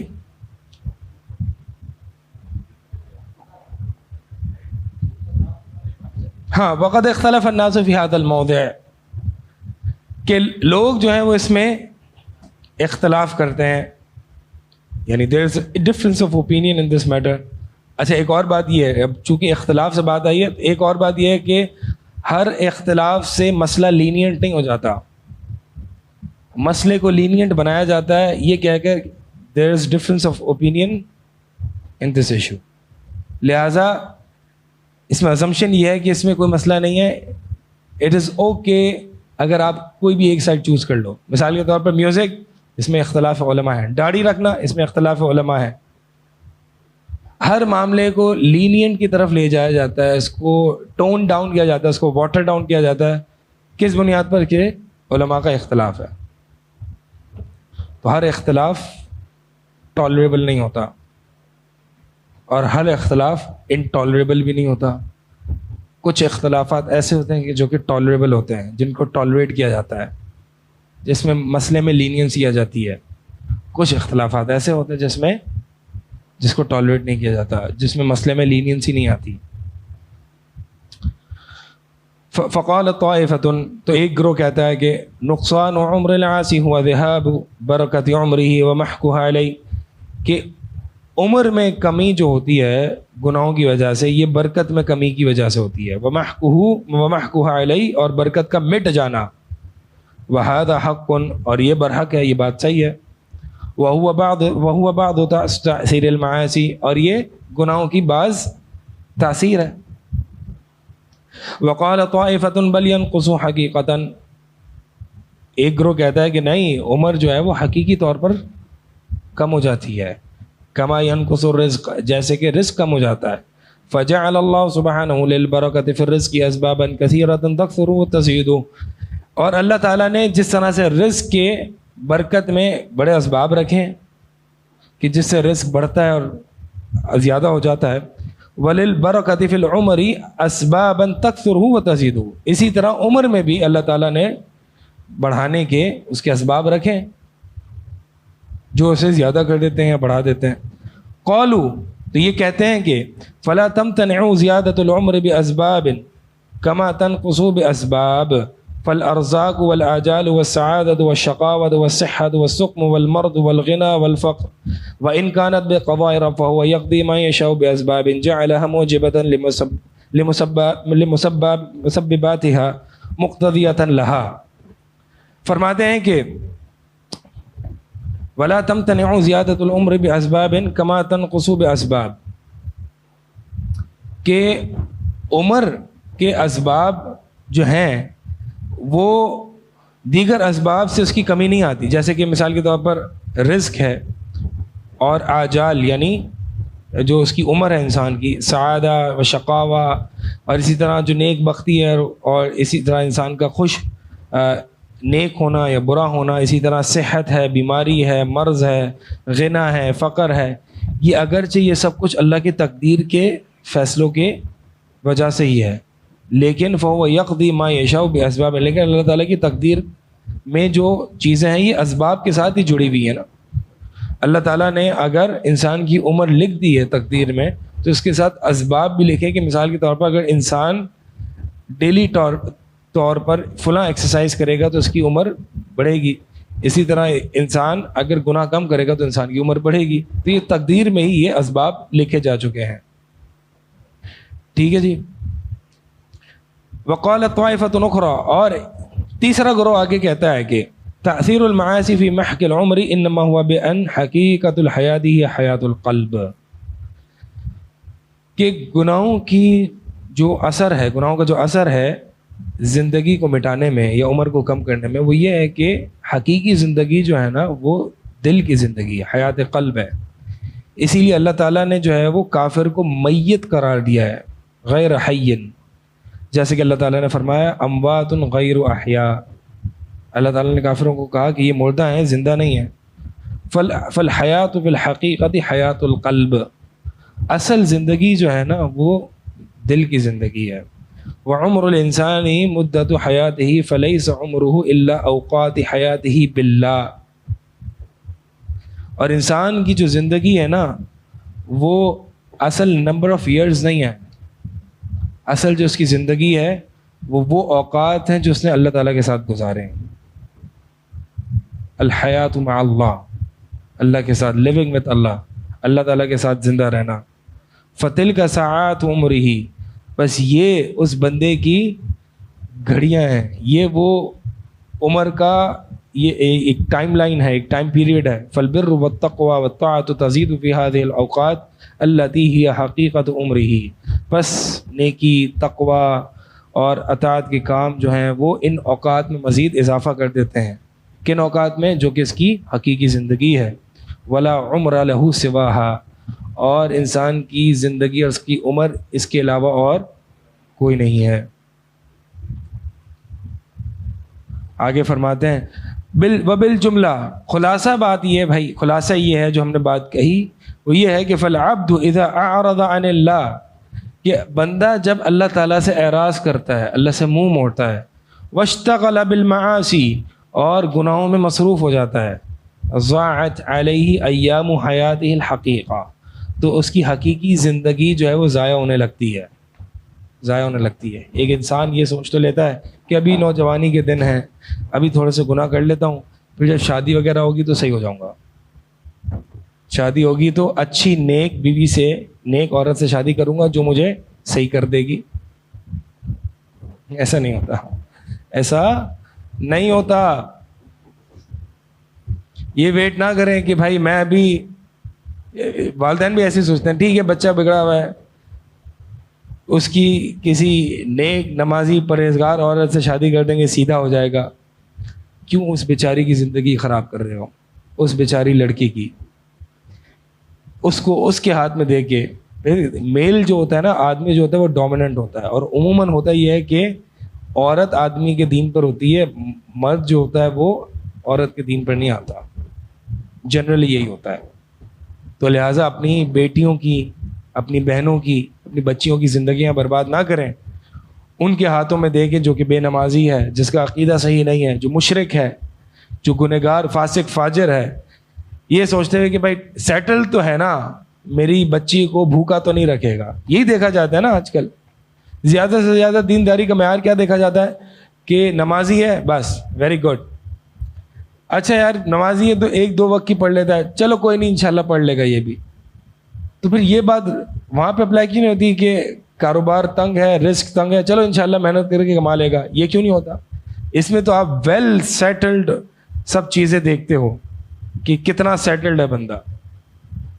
یا للہ العجب، کیا ہے ہماری ترجیحات اور ہماری پریفرنسز کیسی ہو گئی ہیں کہ دیندار حضرات بھی جو ہوتے ہیں وہ اس چیز کا خیال نہیں رکھتے، اور اپنی بچیوں کی جو ہے وہ رشتے وہاں دے دیتے ہیں جہاں پر ان کو نہیں دینے چاہیے.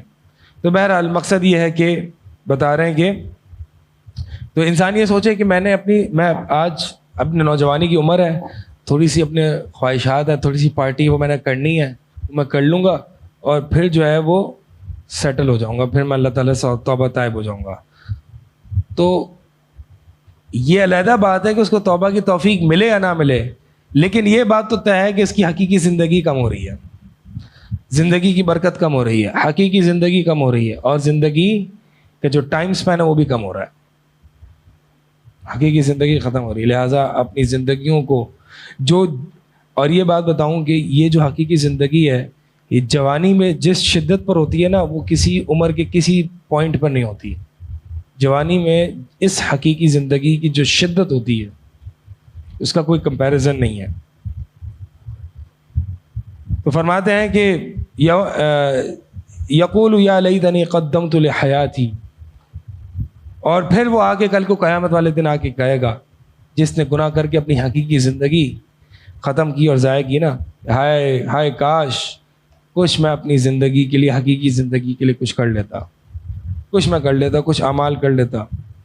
فلا یخلو اما یکون له مع ذلك تطلع الى مصالحه الدنیویہ والاخرویہ او لا، فإن لم يكن تطلع.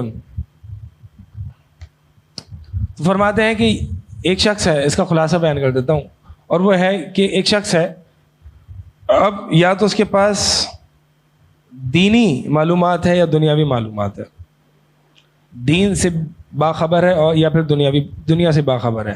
اب ایک شخص ہے نہ وہ دین سے باخبر ہے نہ دنیا سے باخبر ہے، وہ تو اس کی کوئی زندگی نہیں ہے، باطل زندگی ہے، فارغ ترین انسان ہے یہ. اور ایک شخص ہے کہ جو دین سے باخبر ہے لیکن دنیا سے بے خبر ہے، تو اس کی حقیقی زندگی میں کوئی فرق نہیں آنا. اگر ایک شخص ہے جو کہ دنیا میں اپنا ٹائم لگاتا ہے اور دین میں اپنا ٹائم کم کرتا ہے، تو اس کی حقیقی زندگی کم ہو جاتی ہے.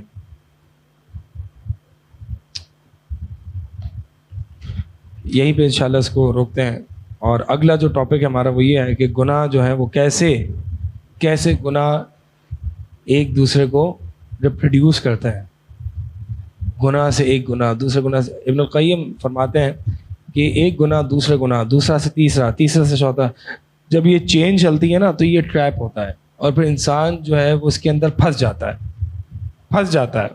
हत्ता कि इब्न क़य्यिम फरमाते हैं कि इंसान गुनाह से निकलना चाहता है लेकिन नहीं निकल सकता, हत्ता कि गुनाह से उसको लज्जत भी नहीं आ रही, लेकिन वो गुनाह को छोड़ नहीं पाता, क्योंकि गुनाह छोड़ने पर उसको बहुत तकलीफ होती है। गुनाह करने पर उसको लज्जत अब नहीं मिल रही, गुनाह का इतना आदी है और इतना फंस चुका है कि उसको गुनाह में मजीद कोई लज्जत नहीं आ रही। सवाल ये तो फिर छोड़ क्यों नहीं देता? वो छोड़ इसलिए नहीं रहा क्योंकि वो छोड़ेगा तो उसका गम बहुत है। करने की लज्जत नहीं है, छोड़ने का गम बहुत है, इसलिए वो गुनाह में फंसा हुआ है। तो जब इंसान एक गुनाह करता है उसके बाद दूसरा, तीसरा, चौथा, और पूरा एक ये जाल और एक ट्रैप बन जाता है, इंसान इसके अंदर फंस जाता है, इस तारीकी में, इस अंधेरे में, और फिर से निकल नहीं पाता। लिहाजा ये सोचना कि मैं एक गुनाह कर लेता हूँ फिर तौबा करूँगा, गुनाह की सज़ा होती है दूसरा गुनाह, फिर इसके बाद तीसरा गुनाह, फिर इसके बाद चौथा गुनाह। इंसान गुनाह हत्ता कि करता चला जाता है और इसी में फंस जाता है, इसमें ट्रैप हो जाता है। और फिर एक पॉइंट आता है, यानी शायद उन लोगों से पूछें या कुछ लोग इसका तजुर्बा भी किया होगा कि जिन्होंने बहुत ज़्यादा गुनाह किए होते हैं उनको उस गुनाह में मज़ीद कोई लज्जत नहीं आती, लेकिन वो छोड़ भी नहीं सकते, फंसे हुए हैं, छोड़ नहीं सकते उसको, क्योंकि छोड़ेंगे तो गम लगेगा। ठीक है, तो ये इंशाल्लाह अगला टॉपिक है। इसके बाद जो है वो आगे भी बहुत सारे आसार इब्नुल क़य्यिम रहमतुल्लाह ने गुनाहों के गिनवाए हैं, जिसे हम इंशाल्लाह अगले सेशन में करेंगे।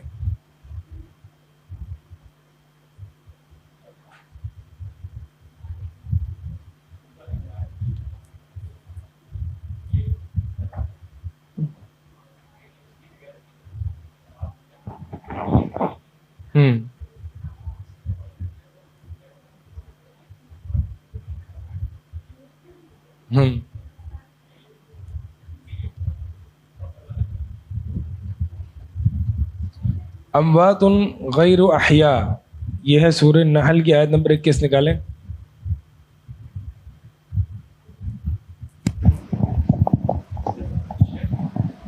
जी आयत निकालें। हाँ माइक जो सवाल कर रहे हैं ना, देखो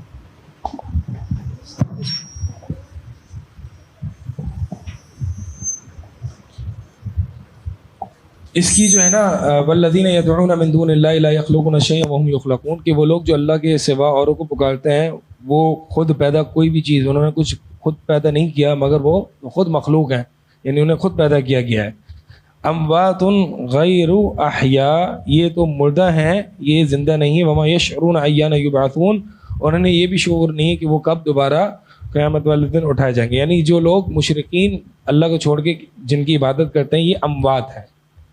एक तफसीर इसकी ये है कि ये अमवात हैं, यानी मुर्दा हैं, ठीक है। और दूसरी इसकी तफसीर ये है कि ये मुशरिक अमवात हैं, कि ये मुर्दा दिल हैं और ये ज़िंदा नहीं है, और ये जो है ना इनको कोई बात समझ में नहीं आती। सुम्मुन बुक्मुन उम्युन फहुम ला यरजिऊन, ये अंधे गूंगे बहरे हैं, ठीक है। तो अल्लाह इसी तरह मिसाल के तौर पर अल्लाह ताला ने कुरान में एक और जगह भी फरमाया, इन्नका ला तुस्मिउल मौता, कि आप मुर्दों को नहीं सुनवा सकते हैं। नबी अलैहिस्सलातु वस्सलाम, आप मुर्दों को नहीं सुनवा सकते। इसका मतलब ये है कि मुर्दों को नहीं सुनवा सकते। वहाँ पे जो कॉन्टेक्स्ट और सियाक चल रहा है वो ये है कि ये जो कुफ़ार है ना, अल्लाह के नबी अलैहिस्सलातु वस्सलाम को एक परेशानी होती थी कि ये कुफ़ार जो हैं वो दीन इस्लाम को कबूल क्यों नहीं कर रहे हैं और मेरी बात को क्यों नहीं सुन रहे। तो अल्लाह ताला ने फरमाया ये मुर्दा हैं, ज़िंदा नहीं है।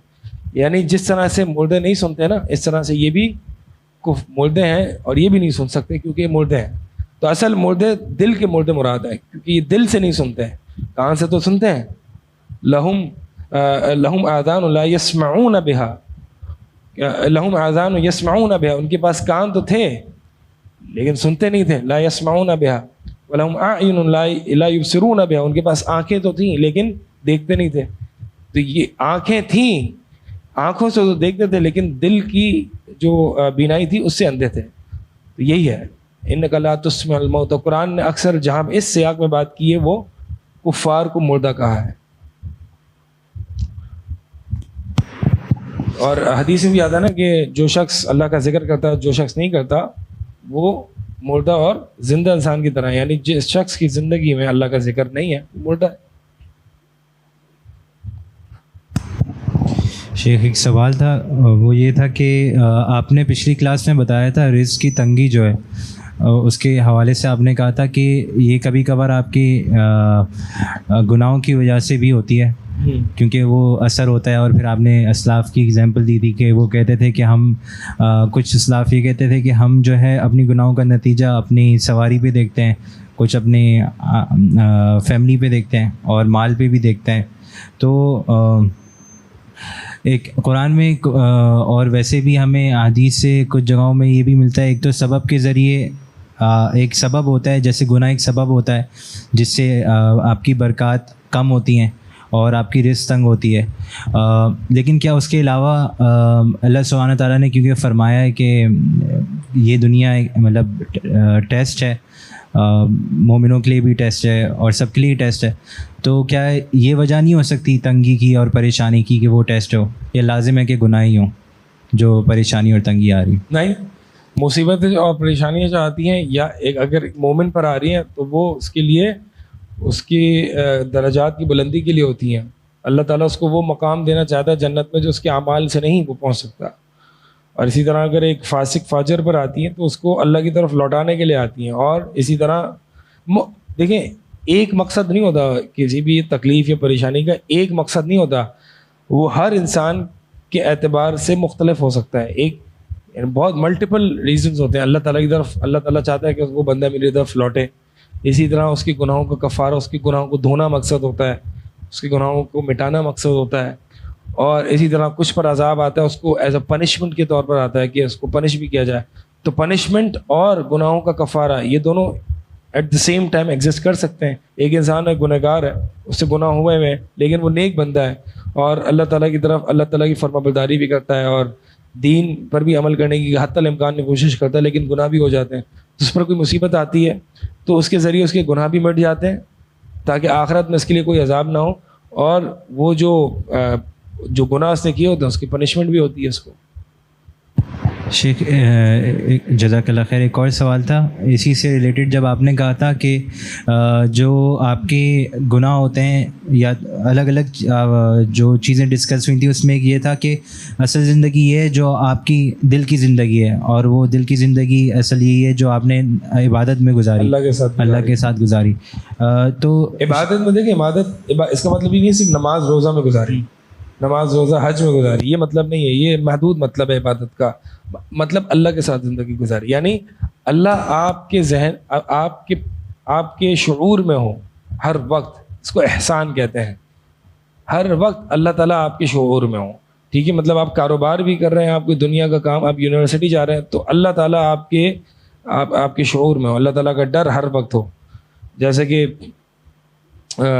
میں کال پڑھا تھا سلف کا، تو ایک محدث سے ان سے پوچھا گیا کہ آپ نے کتاب الزہد کیوں نہیں لکھی، آپ نے کتب حدیث لکھی اور بڑی مختلف ابواب قائم کی، آپ نے کتاب الزہد کیوں نہیں لکھی؟ تو کہا لکھی ہے نا میں نے کتاب الزہد۔ کہا کیا ہے، کون سی، کب لکھی؟ کہا کہ میں نے کتاب البیوع لکھی ہے۔ کیا مطلب اس کا مطلب یہ ہوا کتاب البیوع میں کیا ہوتا ہے؟ کتاب البیوع یعنی احادیث کی کتابیں جنہوں نے پڑھی ہوں گی تو ان کو پتہ ہوگا کہ کتاب الطہارہ ہوتی ہے، کتاب الصلاۃ ہوتی ہے جس میں نماز کے متعلق احکامات ہوتے ہیں، تو کتاب البیوع ہوتی ہے جس میں بیوع کے تعلق سے یعنی لین دین خرید و فروخت کے تعلق سے شرعی احکامات ہوتے ہیں کہ کیا چیز کرنی کیا چیز نہیں کرنی۔ تو فرمایا کہ کتاب البیوع میں نے جو لکھی کتاب الزہد ہے، یعنی اگر اللہ تعالیٰ اور اللہ کے رسول کے فرامین کے مطابق اگر ایک انسان کاروبار کرتا ہے تو وہ شہداء اور صلحاء اور انبیاء کے ساتھ کل کو قیامت والے دن ہوگا، اور یہی زہد ہے۔ ٹھیک ہے، زہد یہ نہیں ہے کہ میں جو ہے وہ دنیا چھوڑ چھاڑ کے جو ہے وہ مراقبے میں بیٹھ جاؤں، چلے کاٹنا شروع کر دوں اور روم کے اندر بیٹھ جاؤں، ایسا نہیں ہے۔ انبیاء علیہ السلام جو ہے نا وہ بلکہ نبی علیہ السلام فرماتے ہیں کہ ہر نبی جو تھا، کوئی نبی نہیں گزرا مگر اس نے وہ شیفرڈ نہ ہو، یعنی شیفرڈ بکریاں جیسے نہ چڑھائی ہوں۔ پوچھا کہ آپ نے بھی چڑھائی؟ ہاں میں بھی شیفرڈ تھا، اور میں نے بھی کچھ جو ہے وہ اس کی پیسوں کے لیے ہم نے جو ہے وہ بکریاں چڑھائی ہیں۔ اسی طرح زکریا علیہ السلام نجار تھے، کارپینٹر تھے، داؤد علیہ السلام خود ہاتھ کی کمائی کھایا کرتے تھے. صحیح ہے.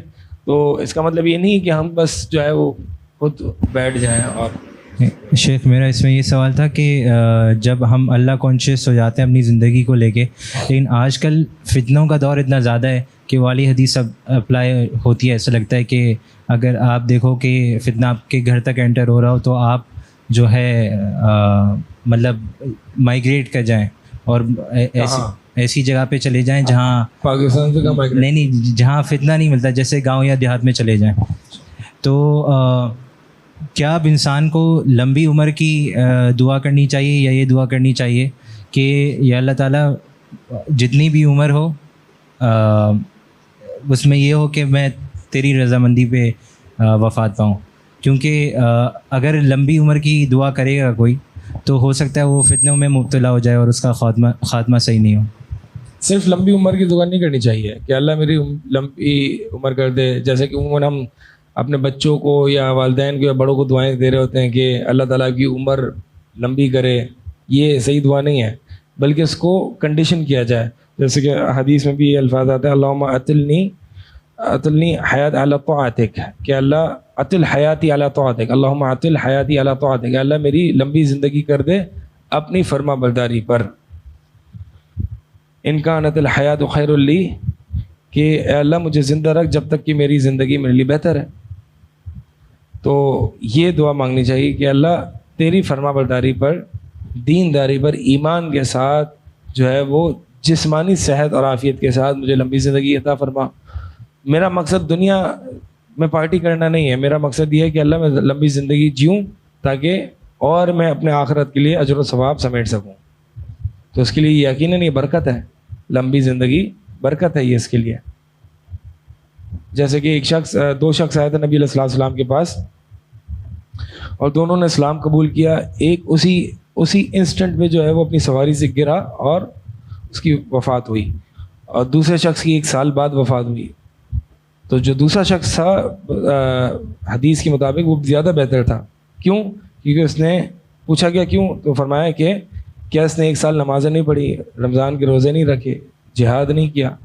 تو مطلب وہ جو 1 سال, حالانکہ وہ جو گرا تھا سواری سے وہ بھی ایک شہادت کی موت تھی, لیکن وہ اپنی طبعی موت مرا تھا جو دوسرا تھا, لیکن اس کی 1 سال کی نمازیں بھی تو ہیں, وہ کہاں جائیں گی؟ اس نے 1 سال جو ایکسٹرا لگایا ہے اللہ کے دین میں, اس کا تو کمپیریزن نہیں ہے نا. تو اللہ تعالیٰ کے ایسے لمبی زندگی مانگنی چاہیے. شیخ وہ نیت پہ ڈپینڈنٹ نہیں ہے کیا؟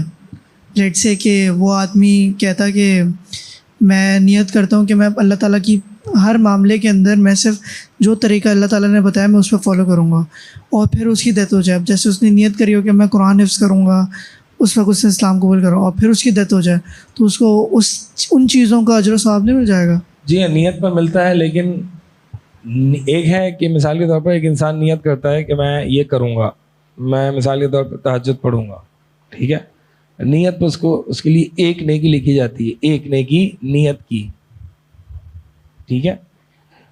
اور اب پھر اگر وہ کر لیتا ہے تو پھر 10 سے لے کر 700 اور 700 سے بھی کہیں زیادہ لکھی جاتی ہے. تو فرق ہے نا, نیت کرنے والے کو عمل کرنے والے کے مطابق تو نہیں ملتا. نیت کرنے والے کو ثواب ملتا ہے لیکن عمل کرنے کے برابر نہیں ملتا. حتیٰ کہ ایک انسان, مثال کے طور پر ایک انسان ہے اور وہ تہجد پڑھتا بھی رہا ہے, یا وہ جو ہے وہ مثال کے طور پر مسجد نماز جماعت سے ادا کرنے جاتا ہے, لیکن اگر وہ بیمار ہو گیا اور وہ نہیں جا سکتا, اس کا تو کوئی قصور نہیں ہے, تو اس کو جماعت سے نماز ادا کرنے کا ثواب تو ملتا رہے گا, لیکن پھر بھی اس سے کمپیئر نہیں کیا جا سکتا اگر وہ وہاں پر جائے اور نماز پڑھے. اگر وہ وہاں پہ جائے اور نماز پڑھے, مثال کے طور پر عورت کے لیے جو ہے وہ کچھ ایام میں اس کو نماز بھی نہیں پڑھنی ہے اور روزے بھی نہیں رکھنے ہیں, تو اللہ کے نبی علیہ الصلوۃ والسلام نے اس کو کیا کہا کہ اگرچہ عورت کو نہیں کرنا ہے, شریعت نہیں بتانا کہ تم نے نہیں کرنا ہے, نماز نہیں پڑھنی ہے, تو اس کا مطلب یہ ہے کہ وہ نماز کے ثواب سے محروم ہو جائے گی. نہیں, نماز کا ثواب تو ملے گا کیونکہ وہ شریعت کی اس سے رکی ہے, لیکن پھر بھی اس کا نقصان دین یہاں اللہ کے نبی علیہ الصلوۃ والسلام نے اس کو اس کے دین کا نقصان کہا ہے. یعنی وہ اس سے تو کمپیئر نہیں کیا جا سکتا نا اس کو کہ جو پورے مہینے جو ہے وہ عبادت کرے. یہ اس کے جیسے کہ مشہور حدیث ہے نا, نقصان و عقلہا و نقصان و دینہا, ٹھیک ہے. تو جو عورت کے دین کا نقصان ہے وہ کیسے ایکسپلین کیا نبی علیہ الصلوۃ والسلام نے, وہ اسی طرح ایکسپلین کیا. تو ایک شرعی ضرورت کی وجہ سے جب وہ عبادت سے رکی ہوئی ہے تو اس کا دین نقصان میں, نقصان سے مطلب یہ ہے کہ یعنی اس کو ویسا ثواب نہیں ملے گا جیسے کہ اگر وہ کرتی تو. صحیح. سبحانک اللہم و بحمدک اشہد ان لا الہ الا انت استغفرک و اتوب الیک. دیکھیں بھائی, بات اصل میں یہی ہے کہ سوشل میڈیا کا دور ہے, کوئی اٹھ کے کچھ بھی کہہ سکتا ہے, اس میں اس کو کوئی روک تو کوئی نہیں سکتا. البتہ اس کو روکنے کا طریقہ یہ ہے کہ اس کی تنقید کی جائے, اس پر رد کیا جائے, اس پر سختی کی جائے. پہلے کے دور میں یہ ہوتا تھا کہ جب بھی کوئی اس طرح کی بات کہتا ہے یا اپنی طرف سے کوئی اس طرح کے اسلاف پر یا صحابہ پر کوئی طعن کرتا تھا تو اس کو حاکم وقت جو ہے وہ اس کو بائی فورس اس کو خاموش کرا دیتا تھا یا اس کو سزا دیتا تھا. اب چونکہ فریڈم آف سپیچ اور یہ سارا سب کچھ ہے تو اب اس کو کیسے چپ کرایا جائے. اب یہ دیکھیں, یہ چپ کرانا یہ شرعی طریقہ ہے. اب ایک کیا نام ہے اس کا, ایک شخص تھا امیر المومنین عمر بن خطاب کے دور میں جو تھا, وہ جو ہے وہ متشابہ آیات کے بارے میں لوگوں سے پوچھا کرتا تھا اور لوگوں کو شبہات جو ہے وہ ان سے کروایا کرتا تھا. اچھا اس کا معنی کیا ہے, اس آیت کا معنی کیا ہے, ٹھیک ہے. اب ایسے ہی لوگوں کو جو ہے وہ تنگ کرنے کے لیے تو عمر بن خطاب نے اس کو بلایا, تو آ میرے پاس. پھر وہ آیا تو عمر بن خطاب رضی اللہ تعالیٰ عنہ نے یہ نہیں کہا کہ ہاں فریڈم آف سپیچ ہے, ایک ہیلدی ڈسکشن ہوگی ایک ایکیڈیمک ماحول میں, ایک علمی, یہ نہیں کہا. اس کو مارنا شروع کر دیا, اتنا مارا اس کے سر پر خون نکل آیا. کہا کہ امیر المومنین بس بس بس بس, جو یہاں پہ تھا نا وہ نکل گیا. شریعت نے فریڈم آف اسپیچ کو کرٹیل کیا ہے, یعنی شریعت نے اجازت نہیں دی ہے کہ کوئی بھی بدعتی یا کوئی بھی گمراہ ملحد یا کوئی بھی جو چاہے دین کے بارے میں اپنی مرضی سے بات کر دے. اس کو کنٹرول کیا ہے, کنٹرولڈ انوائرمنٹ. کیوں اس سے ہیلدی ڈسکشن نہیں ہوتی, اس سے لوگ انہیلدی ہو جاتے ہیں, کہ جو ہیلدی ہوتے ہیں وہ بھی انہیلدی ہو جاتے ہیں. تو بس بات یہی ہے کہ اب جو ہے نا, اب اس کو کنٹرول کیسے کیا جاتا ہے. اب اس میں, اور یہ واقعی ایک شریعت کا ایک حسن ہے اور شریعت کے محافظین ہیں کہ جو کوئی اس طرح کی نیٹ پہ انٹرنیٹ پہ کوئی کلپ آتی ہے یا کوئی بات کرتا ہے منہج سلف پر یا سلفیت پر یا اہل الحدیث کے متعلق یا کوئی بھی اس طرح کے طعن کرتا ہے, تو ہوتا یہ ہے کہ کئی علماء اٹھ جاتے ہیں, خاموش نہیں رہتے ہیں. اور ہمیں تو شکر کرنا چاہیے ان کا کہ کم از کم کچھ تو, اگر ہم کچھ نہیں کر سکتے تو کم از کم ان کو سپورٹ کرتے ہیں, یہ جو کر رہے ہیں ٹھیک ہے, ان کو سپورٹ کرتے ہیں. اب یہ کہنا کہ نہیں یہ کیا آپس میں لڑ رہے ہو اور یہ کر رہے ہو وہ کر رہے ہو, یہ اصل بات نہیں ہے. بات اصل میں یہی ہے کہ اب سوشل میڈیا جو ہے نا اس نوعیت کا ہو چکا ہے کہ ہر طرح کی چیز اب یہاں پہ آ گئی ہے. وہ کون سا ہے, یو کے میں کون سا پارک ہوتا ہے, ہائیڈ پارک. تو وہاں پر جو ہے وہ بس اوپن ڈسکشنز ہوتی ہیں, ٹھیک ہے. وہاں پہ نہ کوئی کسی کو مار سکتا ہے نہ کچھ کر سکتا ہے, بس وہاں پہ اوپن ڈسکشنز ہوں گی اور لوگ سنیں گے. اب کب تک آپ لوگوں سے اس کو دور رکھیں گے, یہ ساری چیز. اب ایک شخص ہے وہ منہج سلف اور صحابہ پر اور اسلاف پر طعن کرتا رہے اور ہم خاموش بیٹھے رہیں, تو ایسا تو نہیں ہے نا. ہم مطلب کچھ لوگ تو ہیں, اور بلکہ ہمیں ان کا شکر ادا کرنا چاہیے کہ واقعی کچھ لوگ ہیں جو اس چیز کی حفاظت کر رہے ہیں اور اس کا رد کر رہے ہیں, اس کی تنقید اور اس کی اصلاح کا کام کر رہے ہیں, بجائے اس کے کہ جی ہم دونوں کو خاموش کراتے رہیں. جی سوشل میڈیا اس کا پلیٹ فارم نہیں ہے, برائے مہربانی یہ نہ کیجا کریں. جس طرح کے اپولوجیٹکس آ جاتے ہیں نا لوگ, جی برائے مہربانی ایسا نہ کیا کریں, سوشل میڈیا پلیٹ فارم نہیں ہے. تو کس کا پلیٹ فارم ہے جی, سوشل میڈیا پہ تو سارے ملحدین ہیں, تو لہٰذا الحاد کے خلاف بولنا چاہیے.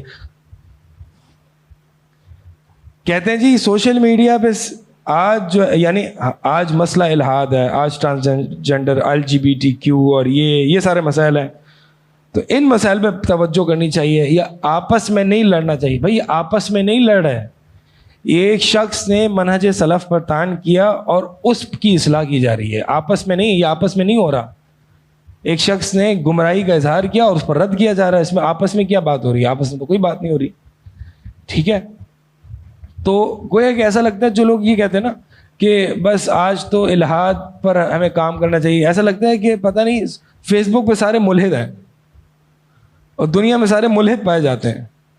مطلب مسلمان علماء یہ کوئی شے ہی نہیں ہے، سارے ملحد ہیں اور آپ اکیلے مسلمان ہیں جو الہاد کے خلاف کام کر رہے ہیں. لگتا پتہ نہیں کچھ یوں ہی ہے، حالانکہ ایسا نہیں ہے. ٹھیک ہے، ملحد اگر آپ ابھی بھی جا کے اسٹیٹسٹکس دیکھیں گے نا، ہاں الہاد ہے، ڈینائل آف دا گاڈ یہ 1% بھی نہیں ہوگا پاکستان میں. ڈینائل آف گاڈ، ہاں جو الہاد جس سینس میں جس اسپیکٹ میں پاکستان میں ہے نا، وہ مختلف قسم کا الہاد ہے. اور یہ میں پہلے بھی بتاتا رہا ہوں، وہ ڈیسٹک ٹائپ آف الہاد ہے، ڈیزم کہہ لیں یا پھر صحابہ پر تان کرنا، یہ والا الہاد ہے. اور اسی طرح اسلاف پر تان کرنا، یہ ساری سیریاں ہیں الہاد کی. ٹھیک ہے، ایک انسان جو ہے وہ ڈینائل آف دا گاڈ تک کیسے پہنچتا ہے کہ وہ جب اسکالرلی ٹریڈیشن کا انکار کر دے، پھر وہ صحابہ پر تان و تشنی کرے، صحابہ کو برا بھلا کہے. یعنی پوری آپ نے کلاسیکل اسکالرشپ جو ہے وہ آپ نے پھینک دی، اس کو ڈسکارڈ کر دیا. پھر آپ نے صحابہ پر تان کیا، جب صحابہ پر تان کیا تو نبی علیہ الصلوۃ والسلام کی احادیث تو ہمیں پہنچی ان کے ذریعے، تو منکر حدیث ہو گئے. جب منکر حدیث ہو گئے تو آپ نے کہا اب رسول کی تو کوئی ڈیوٹی بچی نہیں، کیونکہ رسول تو ہمیں قرآن کو ایکسپلین کرنا آئے تھے اور وہی آپ نے اس پہ ہی شبہات اور اس کو ہی ڈاؤٹ فل بنا دیا. تو اب بچا صرف اللہ، تو اللہ کو تو ہم مانتے ہیں، باقی ایک میرا دین میرا ایک پرسنل معاملہ ہے، personal relation ship with God ہے، لہٰذا دین کو تو میں مانتا ہوں. نمازیں بھی میں اپنی طرف سے پڑھوں گا، مولوی نہیں بتائے گا مجھے کہ میں نے نماز کیسے پڑھنی ہے. یہ الہاد ہے جو کہ بہت زیادہ پھیلا ہوا ہے. سمجھ آ رہی ہے بات؟ اس کو کیٹر کرنا ہے. اور منہج سلف ایک اسٹیپ ہے ٹورڈز الہاد. منہج سلف پر تان کرنا، پر اعتراضات اٹھانا. جب انسان منہج سلف پر اعتراضات اٹھاتا ہے نا، یا سلف صالحین پر، کلاسیکل اسکالرشپ پر، تو پھر اس کے لیے صحابہ پر اعتراض اٹھانا کوئی بڑی بات نہیں ہوتی. اور یہ ہم نے دیکھا ہے، ایسا ہوا یا نہیں ہوا. پھر جب صحابہ پر اعتراض اٹھاتا ہے تو اس کے لیے حدیثوں کا انکار کرنا بھی کوئی بڑی بات نہیں ہوتی.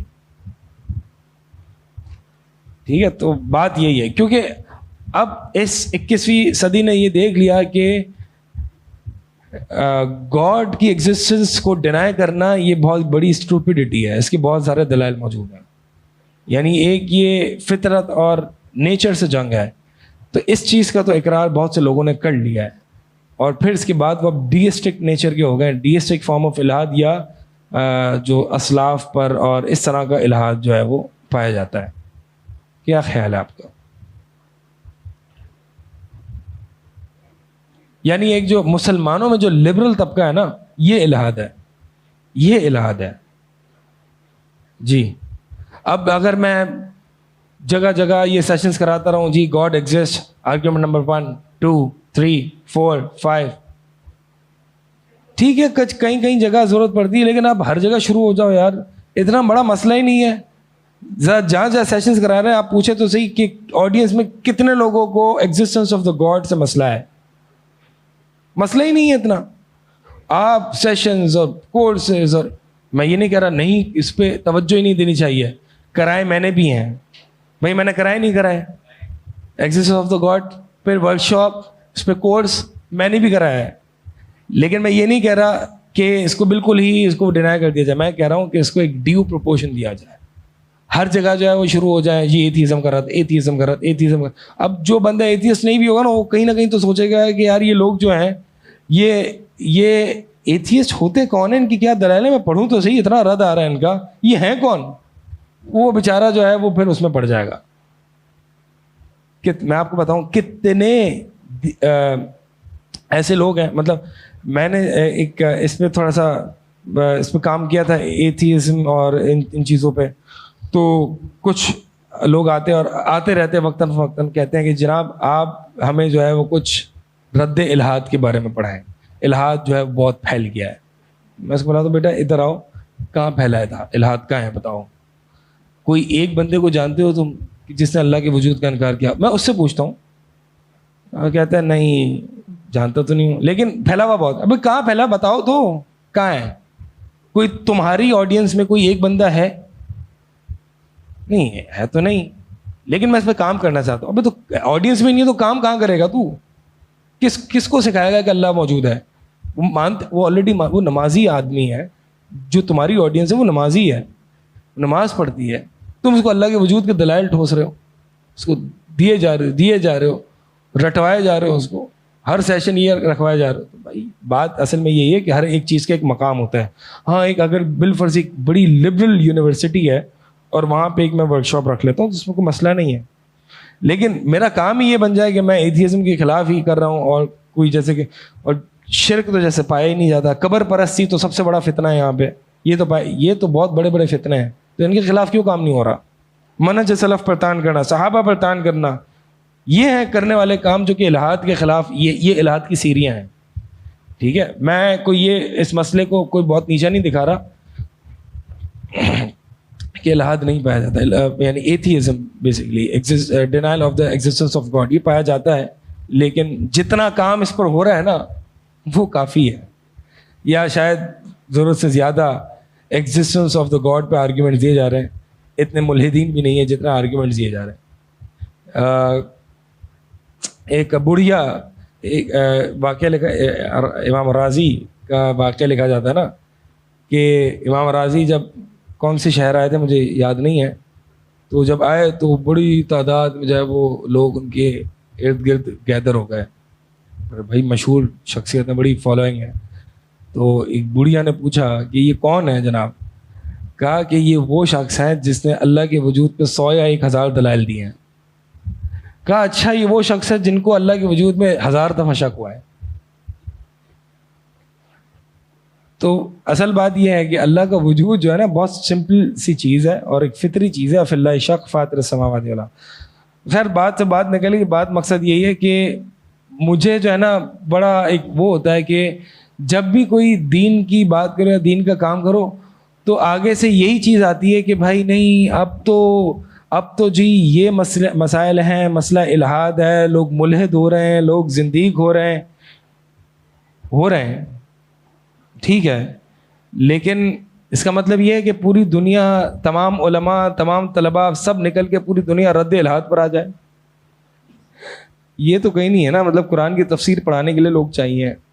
آپ مجھے بتائیں ایک شخص سے, ایک عالم دین سے اللہ کے وجود کے بارے میں کتنے لوگ سوال کرنے آتے ہیں, اور میری طلاق واقع ہو گئی یا نہیں ہوئی اس کے بارے میں کتنے سوال ہوتے ہیں, یا میں یہ ٹرانزیکشن کرتا ہوں, میرا کاروبار یہ بتایا جائز ہے یا ناجائز ہے, اس کے بارے میں کتنے سوالات آتے ہیں.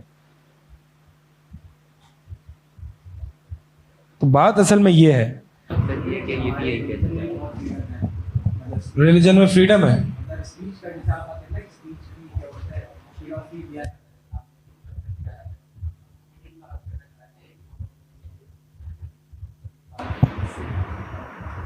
ایسا تو نہیں ہے یہ فریڈم اس طرح, اگر روایت صحیح بھی ہو تو یہ فریڈم کو انٹیل نہیں کرتی. مجھے پتا نا عبداللہ بن عمر رضی اللہ تعالیٰ عنہ کے پاس جو ہے وہ کچھ لوگ آئے, کہا کہ ہمارے یہاں تقدیر کا کچھ انکار کرنے والے ہیں, کہا کہ میری طرف سے سلام بھی نہ کہنا کہ میں ان سے بری ہوں. تو یہ تو اس میں ہوتا رہا ہے. اس کو اس طرح کے بدعی اقوال کو کٹیل کرنا جو ہے وہ, اب مثال کے طور پر آپ دیکھیں نا کہ گستاخ رسول ہے, اس کی اسٹیٹ پنشمنٹ کیا ہے؟ قتل ہے نا. فریڈم آف اسپیچ کے نام سے تو وہ بھی وہ کر سکتا ہے. تو اس کی پھر اگر آپ اس دروازے کو کھولیں گے تو پھر یہ کہاں تک جائے گی بات؟ In the name of healthy discussion. Healthy discussion تو ہوگی لیکن انہیلدی وائلنس ہوگا. اللہ کو پتا ہے نا کہ جس نے قانون اتارا ہے کہ اس ہیلدی ڈسکشن کے نتیجے میں ہوگا کیا. اور مجھے پتا ہے نا کہ نبی علیہ الصلوۃ والسلام کے بارے میں برا بھلا کہنے والا شخص, اس کی فریڈم آف اسپیچ کو اتنا کرٹیل کیا جاتا ہے کہ اس کو قتل کر دیا جائے. کیوں؟ یہ کیوں نہیں کہا گیا اسلام نے کہ ٹھیک ہے اگر وہ کوئی کر رہا ہے تو اس کو چاہیے کہ وہ اینالائز کر لے, دیکھ لے, جج کر لے, اس کو پتہ چل جائے گا کہ نبی علیہ الصلوۃ والسلام کی حقانیت کیا ہے. نہیں, گردن اڑا اس کی. جو گمراہیاں, جو باطل افکار پھیلاتا ہے نا, تو اس کے منفی آپ دیکھیں نا, پھیلے ہی ایسے ہیں. جہم بن صفوان جہمیہ کا بانی ہے, ٹھیک ہے, اور بھی دیگر جتنے ہیں, تو انہوں نے اپنی افکار ایسے ہی پھیلائی ہے نا. لوگوں میں پھیلتی ہیں یہ افکار. لوگوں کو تو کچھ بھی لوگ تو مطلب لوگ کچھ دنوں پہلے مجھے ایک حیرت ہو رہی تھی کہ ایک چھوٹا سا بچہ تھا اور اس نے ایک سوال پہ ایک جواب دیا, ایک فتویٰ دیا تھا. تو مجھے اس بچے پہ حیرت نہیں ہو رہی تھی کہ بچے تو کرتے ہیں اس طرح کی حرکتیں کر دیتے ہیں, چلو بھائی کر دی اس نے کوئی غلطی. مجھے حیرت تھی اس کی فالوئنگ پر کہ یار لوگ, اور پھر جب دیکھا تو اس کی 5-6 لاکھ فالوئنگ سبسکرائبرز. میں مطلب یہ تھا کہ یار ہم بحیثیت قوم کہاں جا رہے ہیں, کیسے لوگ اس بچے کو سن سکتے ہیں. پیچھے صحیح بخاری اور فتح الباری کے شاید نام بھی نہ لینا آتا اس بندے کو. اب یہ ہماری قوم کیسی ہے, اس بچے کو عالم دین سمجھ کے اس سے فتوے لے رہی ہے. یہ تو قوم ہے ہماری. تو بات یہ ہے کہ اگر آپ فریڈم آف اسپیچ کو کرٹیل نہیں کریں گے, دیکھیں نا آپ کس جاہلوں سے لوگ متاثر ہو جاتے ہیں.